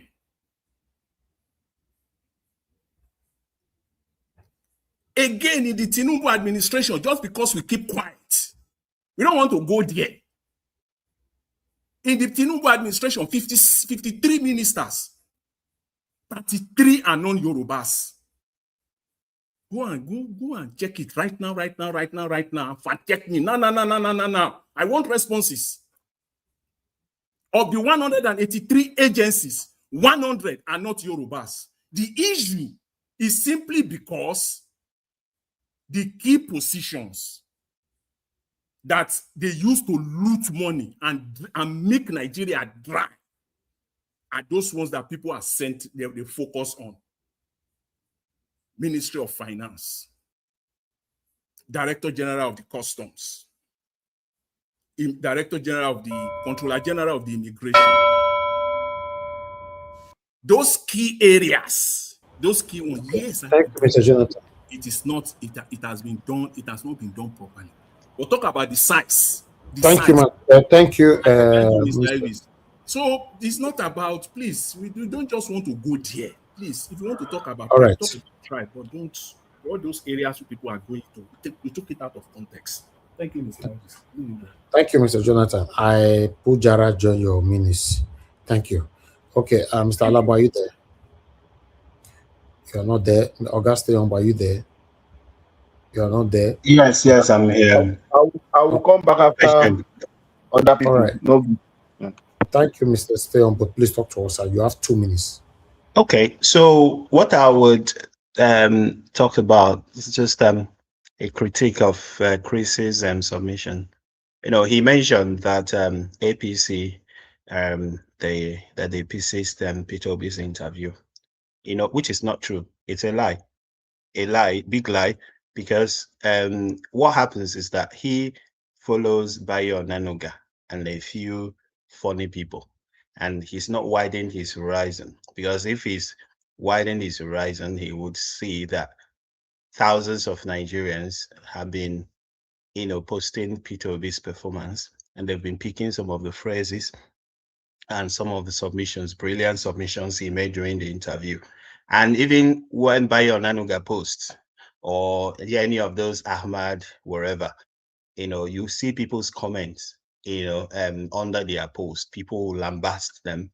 So him coming out to say that APC persist is just pathetic. I'm sorry. And then also,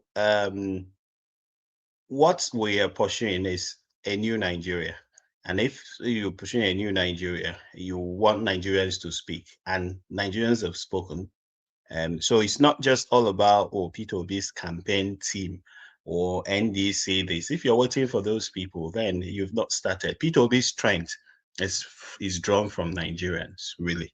And there are millions of Nigerians solidly behind him. And those are the people that the establishment is afraid of. And then you also mentioned too that President Tinubu's sagacity and whatever. I said that when they were in the opposition, well, if you're here and you still go about saying that Buhari came to power, you know, because they ran a good campaign, they were this.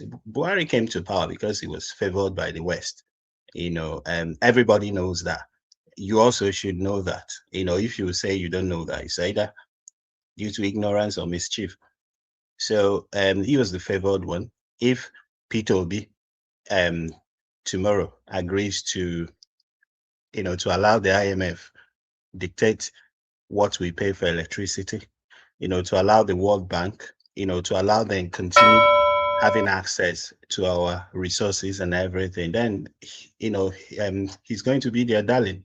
So don't come here deceiving Nigerians. Thank you. You know, yeah, thank you very much. Thank you, Auguste Ombo. Thank you very much for staying with us today throughout. I appreciate you, sir. Okay, Oga Chris, your 2 minutes, sir. Yeah, people, it's me again. Good evening once again. Yeah, 2 minutes. So I think this last 2 minutes, what am I going to use it to do? I just try and stay focused and continue to urge the handlers of His Excellency Peter Obi vis-a-vis the campaign team. They should do more, because election is all about campaign. Because if you don't do enough during the campaign season, if you are not everywhere, Even if the result comes out and you are rigged, it becomes difficult for you to even defend the election itself. So that's why the most crucial thing about this kind of election is to be everywhere, all the nook and crannies of the federation. You have to be everywhere. The APC, they did it in 2015 and it worked for them. It worked for them, worked really hard for them. You look at Buhari, they cleaned him up. They turned him to who he is not. They told everybody he's a repentant dictator. The international outlook of Buhari, his bigotry, his nepotism, his tribalism, they hid all of them. And they started to paint a complete picture of somebody that's completely different from who he truly is or who he truly was. But after the election, immediately after the election, on his inaugural speech, we saw the true colors of Buhari. The same old Buhari of 1983 to 1985. Yeah, we saw the true picture. Because then the election was gone already. They've achieved what they want to achieve. And it was time Buhari take off the scales, take off the mask, and we saw the true picture. Now, the lesson in this is that I'm not saying the NDC they should run an election campaign on falsehood, but I'm saying they should do the needful. The needful has to be done because this election is about being in the faces of everybody.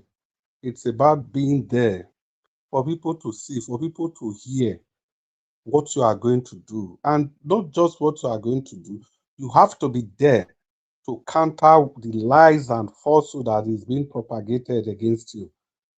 I don't really have time for argument or whatever, what is right or wrong or what is.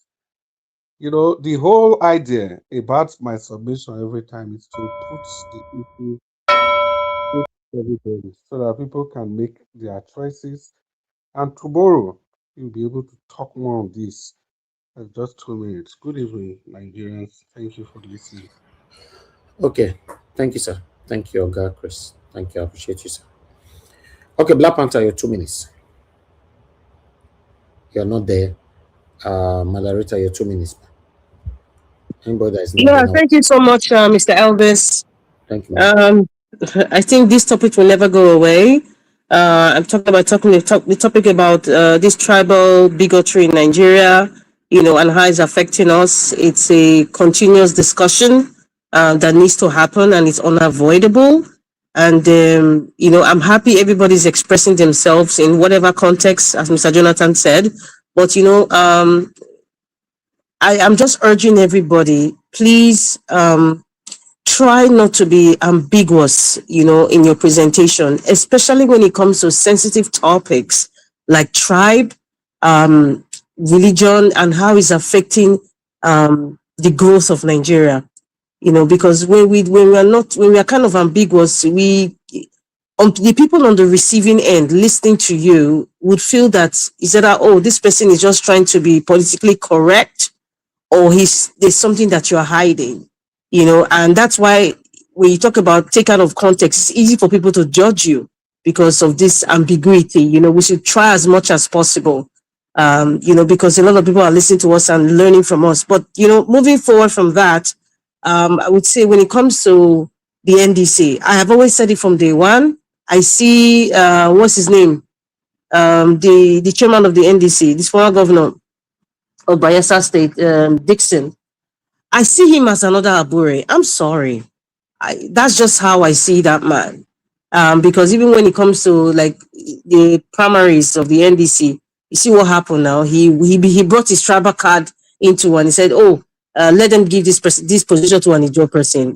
I've been people who have been working for the party or people who stood for the party in the beginning. You push them aside and you brought your Ijaw person. So you see, there's a lot of issues there. And we might look at it like very subtle in the beginning, but whatever happens at the beginning tells you what will happen at the end, and so for me, I see Dixon as another Abure. I'm praying he's not, but I cannot deceive myself in the little things that I'm seeing here and there. It just gives me little signals because we learn from our past, right? Same way I had the feeling with Abure, there was something that wasn't just right about him. But out of respect for Peter Obi, we just needed to give him that respect because we thought he was supporting Peter Obi, but he really wasn't. He was just a trader. So I see Dixon as that. And even if you look at even the responses, like what Mr. Chris was saying, the responses from the interview, you would expect that a spokesperson for the NDC would come out, vivaciously come out and defend Peter Obi because, hey, Peter Obi is the candidate and January is how many months away? The election is how many months away? But I'm not seeing any enthusiastic, campaign from the camp of the NDC. Everybody who is campaigning for Peter Obi right now at channels like this, and everybody in our individual way, we talk about family and friends, and the people like Unisa Tanko is trying whatever he's trying, and Mama P and the rest of them. But that vibration, that enthusiastic fire we are seeing, even if our Abure was pretending in the beginning, we're not even seeing a snippet of it in the NDC. So you see, that's why I'm kind of judging Mr. Dixon. I'm saying that he's just another Abure, maybe a hybrid, because anything we're experiencing now is a hybrid of 2023. Thank you very much, Mr. Elvis, and God bless everybody. Have a good night. Okay, Madam Rita, thank you, man. Thank you very much. I appreciate you. Okay, go ahead. 2 minutes, Black Panther, please. I'm not thank you, Mr. Elvis, once again. I want to thank everybody. I want to say here that if we don't constitutionally address the issue of tribe, there's no amount of caution, or rather being so objective or being so, putting it in a cold format that will normalize the issue. What man needs on earth is laws that guides him. If you don't put laws that guides man on earth, he will misbehave. So if you think that Nigerians will just themselves put tribe on the back seat and let everybody normalize, it's not going to happen. For Kigali, address the issue of tribe, and it's working. Exactly what I'm saying here. He addressed it. The laws are on ground, and they are following it. Anybody that gets into it gets to jail. Simple. Just simple. But Nigerians, we are used to, don't worry, let us do it. It's going to normalize itself. The same thing Obasanjo said, that Sharia law is going to go by itself. Look at what it has generated into today. Nigerians, please, let us take our thinking cap.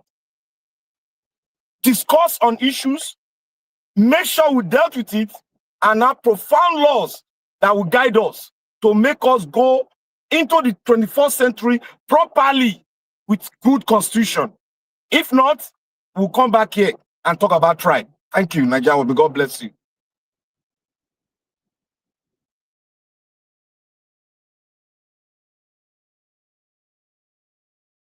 Okay, Black Panther, thank you. Thank you very much. I appreciate you.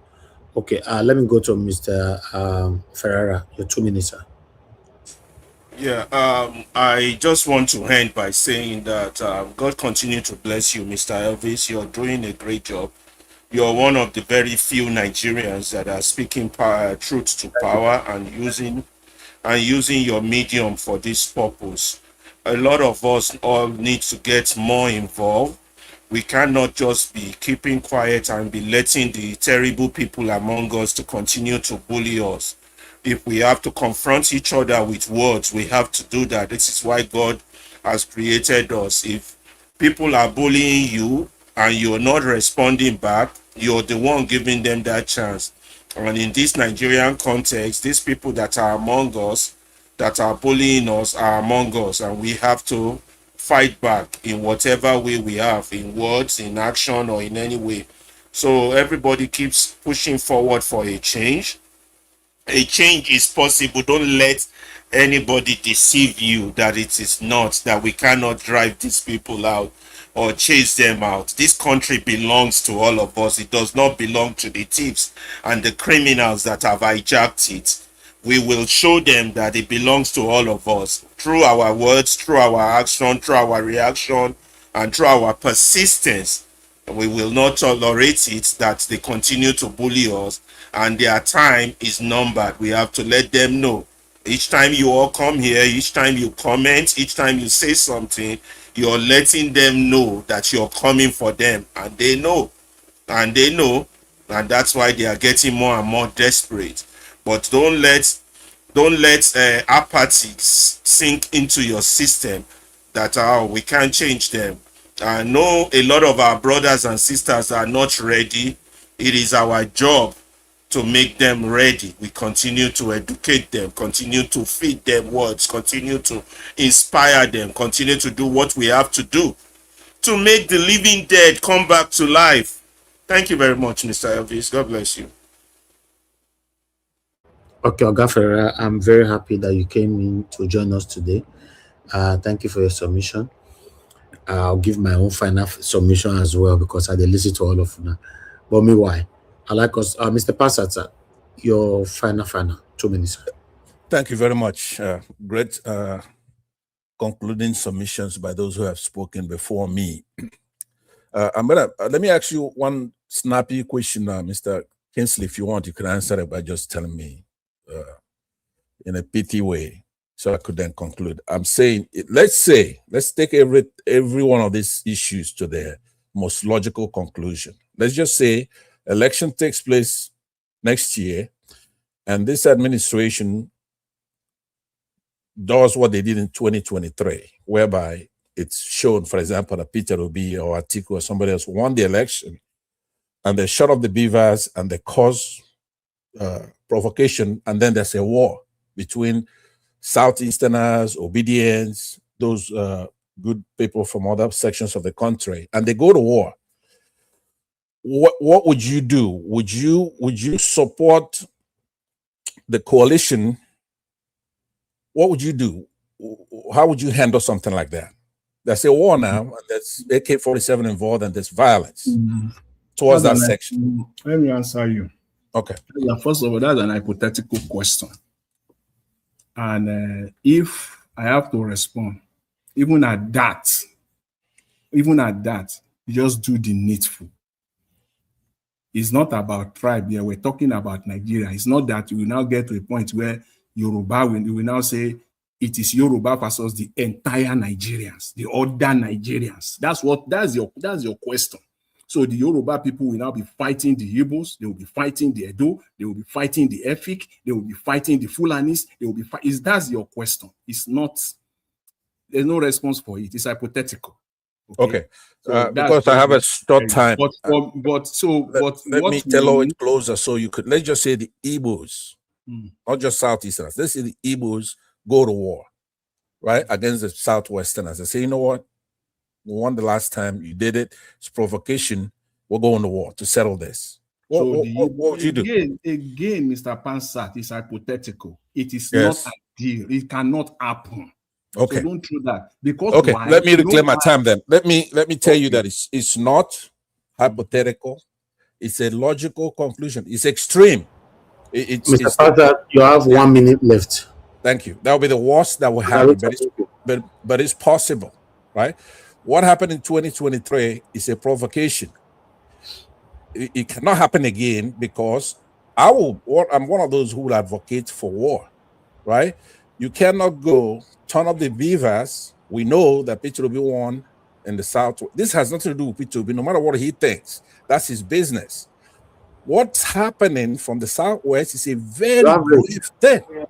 It's a very grave thing that it's not going to be flower. You remember, if you remember, you and I had an hour-and-a-half debate on another platform because you're on the right side, but you have to put everything into consideration, not beautiful flowery situation. If it's let me just conclude. You hear the bell. Let me conclude, and then you take it up from there. What I'm saying to you is that Mr. Pansa, this is over to conclude though. Yeah, I was just gonna wrap up. Usually when the bell rings, it's like you get another 30 seconds or something. It's unfair because I wanted this conversation to be logical, calm, but the pressure of time is making us just be dogmatic about it. The problem, what I'm saying to you is that the problem we have from the Southwest, it's unacceptable. Okay. There's too much propaganda. We'll have to continue this tomorrow. Thank you. Yeah, please let me just land with a sentence or two. I'm saying that it's too much propaganda, too much lies that's affecting our lives. is unacceptable. It has nothing to do. No, who has time to be tribal?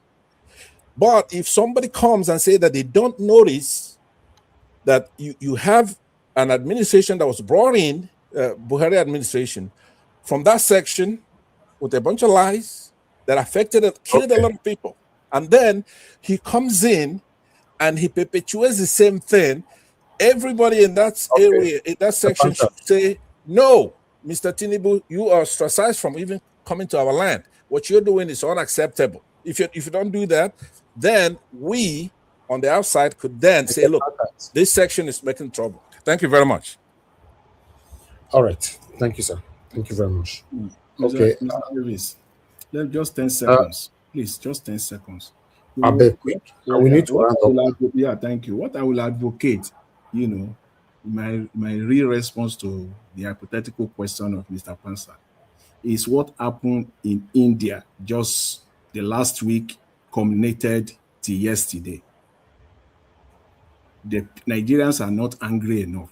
The people of India were so angry. The youth now, students now, they've been out for more than a week and they achieved their objective. Mr. We don't have that in Nigeria. We will continue this debate tomorrow. Thank you very much. I appreciate every one of you. Thank you so much. Yeah, Mr. Evans, could I just say one thing to what he just said? No, I don't have time. I need to just round one up sentence. now. Yeah, quickly, please. Okay, I appreciate that. Thank you. Look, Jonathan, what I was actually going to say before was that we don't have a tribal issue in Nigeria. And we do have that thing that Indians have. But there's one major problem we have. We have Southwestern problem. That's it. They're religiously linked to the North, right? So they're not really like South.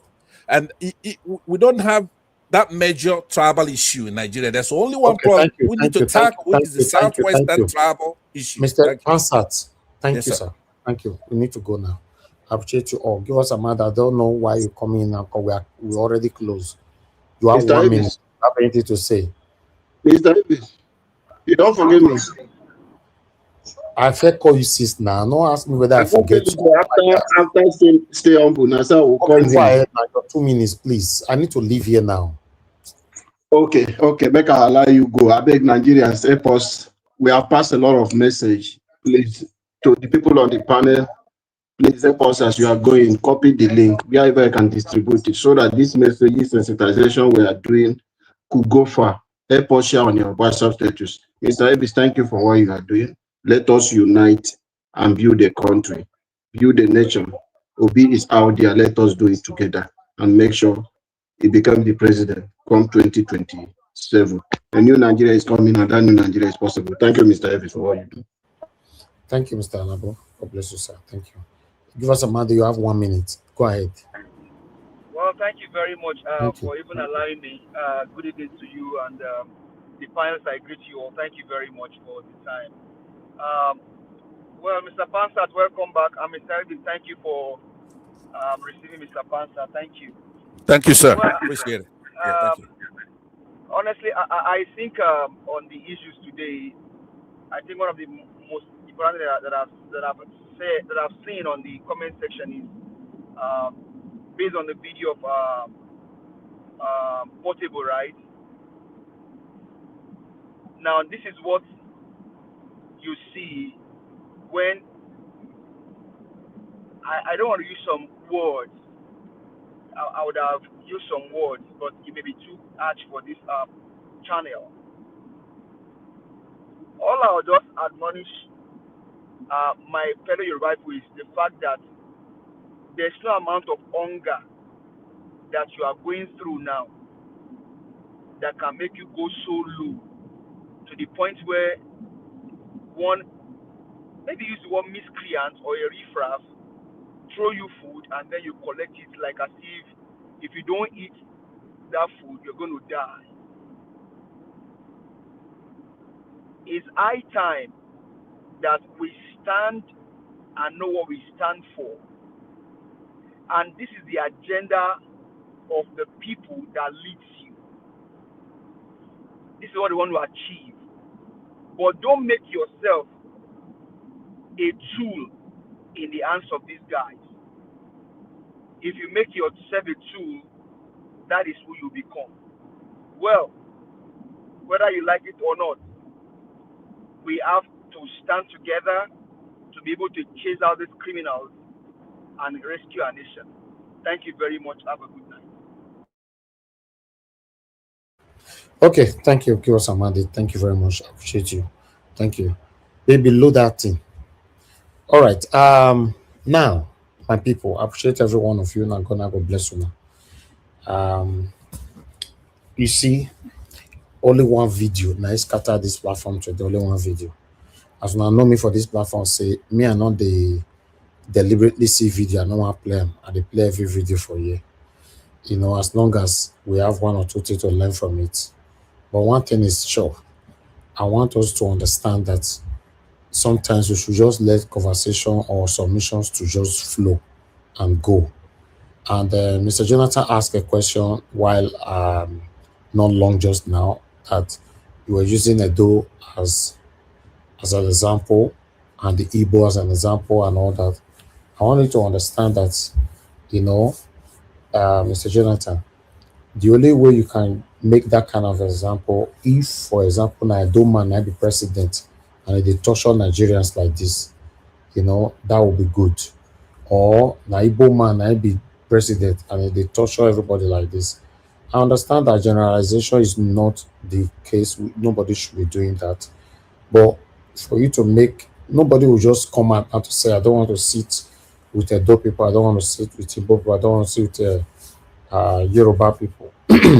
I believe maybe there are one or two people that have countered Lisa on her own that you and I don't know yet, that have triggered her like some of the obedient, satanic obedient, you know, they are not obedient, they belong to APC, but they're just pretentiously saying they are obedient, that how they wanted to trigger Isaac Fayoshe the other day. So for me, if Nigeria was good, nobody would say they don't like Yoruba, they don't like Edo, or they don't like Igbo. You know, God forbid, you know, if God bless us tomorrow that Peter Obi become our president, God forbid he now started treating us the way Tinubu is doing now. To be honest, I will join anybody to make sure that I'll call Peter Obi out brutally. And in that process of calling him out brutally, do you know that you now see one or two persons that want to try to protect him? They want to try to, because they are the same tribe. That's the problem. There might be that is the same problem that Lisa is facing right now. You don't know, you know, because for me, the get where you push me reach, I go talk as I like. I don't care to explain to anybody. As long as in my space, everybody is bullying me, I want to talk as I like as well to fight back. She might be facing that situation right now. We don't know. Even though you and I don't support what she's saying. But yeah, you are also here, Mr. Jonathan. When I try to disagree with Peter Obi sometimes, you see people in the comment section, Wahala will fall everywhere. Let's assume that these people created Wahala there.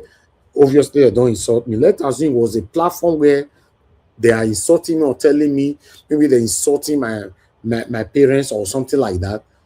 Don't you know that I will go extra miles? I will escalate. I will go ballistic, you know, on this. So, to be honest, the situation of the country is not pleasing to anybody right now. Everybody is upset. Everybody is angry, especially who is the president. It's a Yoruba man. We can't shy away from that. You know, it's a Yoruba man. And I mentioned majority that they say now 1%. You know, for me, I'll say many Yorubas advocated, they spoke during the time of Jonathan. Today, they are not talking anymore. Many of them are now deaf and dumb. So Nigerians are angry. So for me, anyhow they get angry, just let them be. To be honest, because obviously me, I know nobody is generalizing.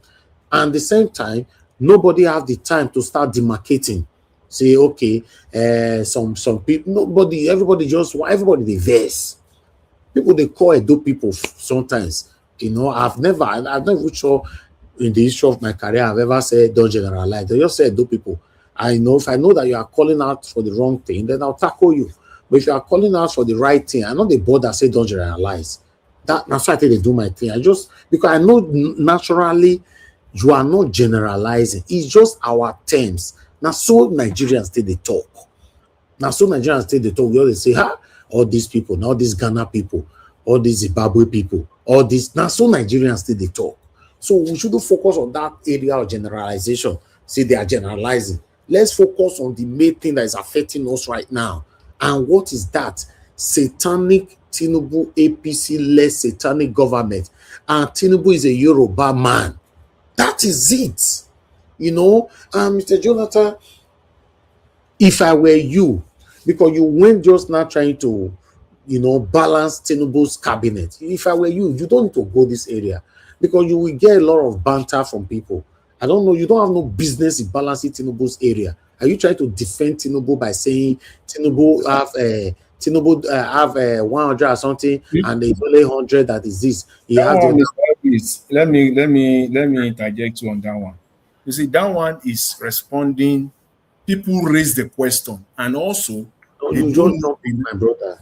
They don't need to raise such things because we are talking about. You just jump. You are not a spokesperson for APC. You are not a spokesperson for Tinubu. So on that one, for if Namibia, you are your jump. I don't care. I don't give a damn. People in the cabinet. As long as anybody that is in that cabinet, all of them are satanic. You know, I'm not here to tell you telling people that Tinubu have 100 or something, blah blah blah. 100 this side is not Yoruba. Tinubu have ministers. This is or whatever. They are not. No, don't do that, sir. Everybody they correct each other here. We all are learning. Focus on the area of generalization, you know, and tackle that if you want, because everybody is learning from you on that area of generalization. Now, for me, I've never taken that seriously ever. So maybe this time we all are learning that. Okay, now true. Person saying this one generalizing is not a good thing. So that's it, you know. So I beg, we need to go to bed now because it's quite late. Look at time now, it's 1 o'clock. You know, say hello everyone. Good evening, everyone. You see, my son is here with me looking at my eyes. Good evening, my brother. Hi, Brandon. How do you feel about the World Cup? How do you feel? Please, don't forget World Cup. The boy they greet you shop World Cup. Must always win football. Please, I'm greeting my darling, I beg. At this hour, you talk about football. Please, I just wait. I have something to say. Okay, young man, I'm very proud of you. You're with your dad right now. You're supporting your dad, and you're also learning. Please continue to do what you're doing, and thank you so much for supporting your dad. Thank you so much. I really, really appreciate you. We appreciate you here. Thank you. Thank you. Okay. Thank you. I go. Brandon, how you doing? I'm good. Well, all right. We need to go now. Just go. Have a good night. Make it go before they speak English for the guy. When I do well, everybody appreciate you all. Thank you very much for coming in. Let's continue from where we stop. I know this matter will continue again tomorrow. Let's continue from where we stopped today. Appreciate you all. Well, thank you, Mr. Jonathan. Thank you, Auguste Ombo, Oga Ferrara, Mr. Alabo, Oga Chris. Thank you, Oga CM. Thank you, Mr. Pansat. It's good to have you back, Mother Rita. Thank you. Give us a Monday, Black Panther, and many, many more. And thank you, Mother Debbie, for calling in. We appreciate you.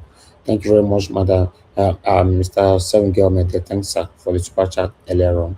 Thank you, people on the comment section. Mother of Mom Diaspora, appreciate you, Mommy. Thanks for that you do. Thank you, Abu Azi, appreciate you. Thank you, my lovely brother. Thank you, Mother Peggy, Mother Ingina, Mother Stella Macedo, Mr. Johnson, Emmanuel, Michael, and Emaro. Thank you, Light. Thank you, Ikechuku, my brother. Thank you, Madam Amen Bright.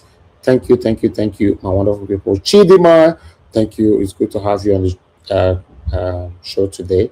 I appreciate every one of you, my people. Allow us to end the show right now. I'll see you guys later on 7 p.m. Nigeria time so we can continue from where we start.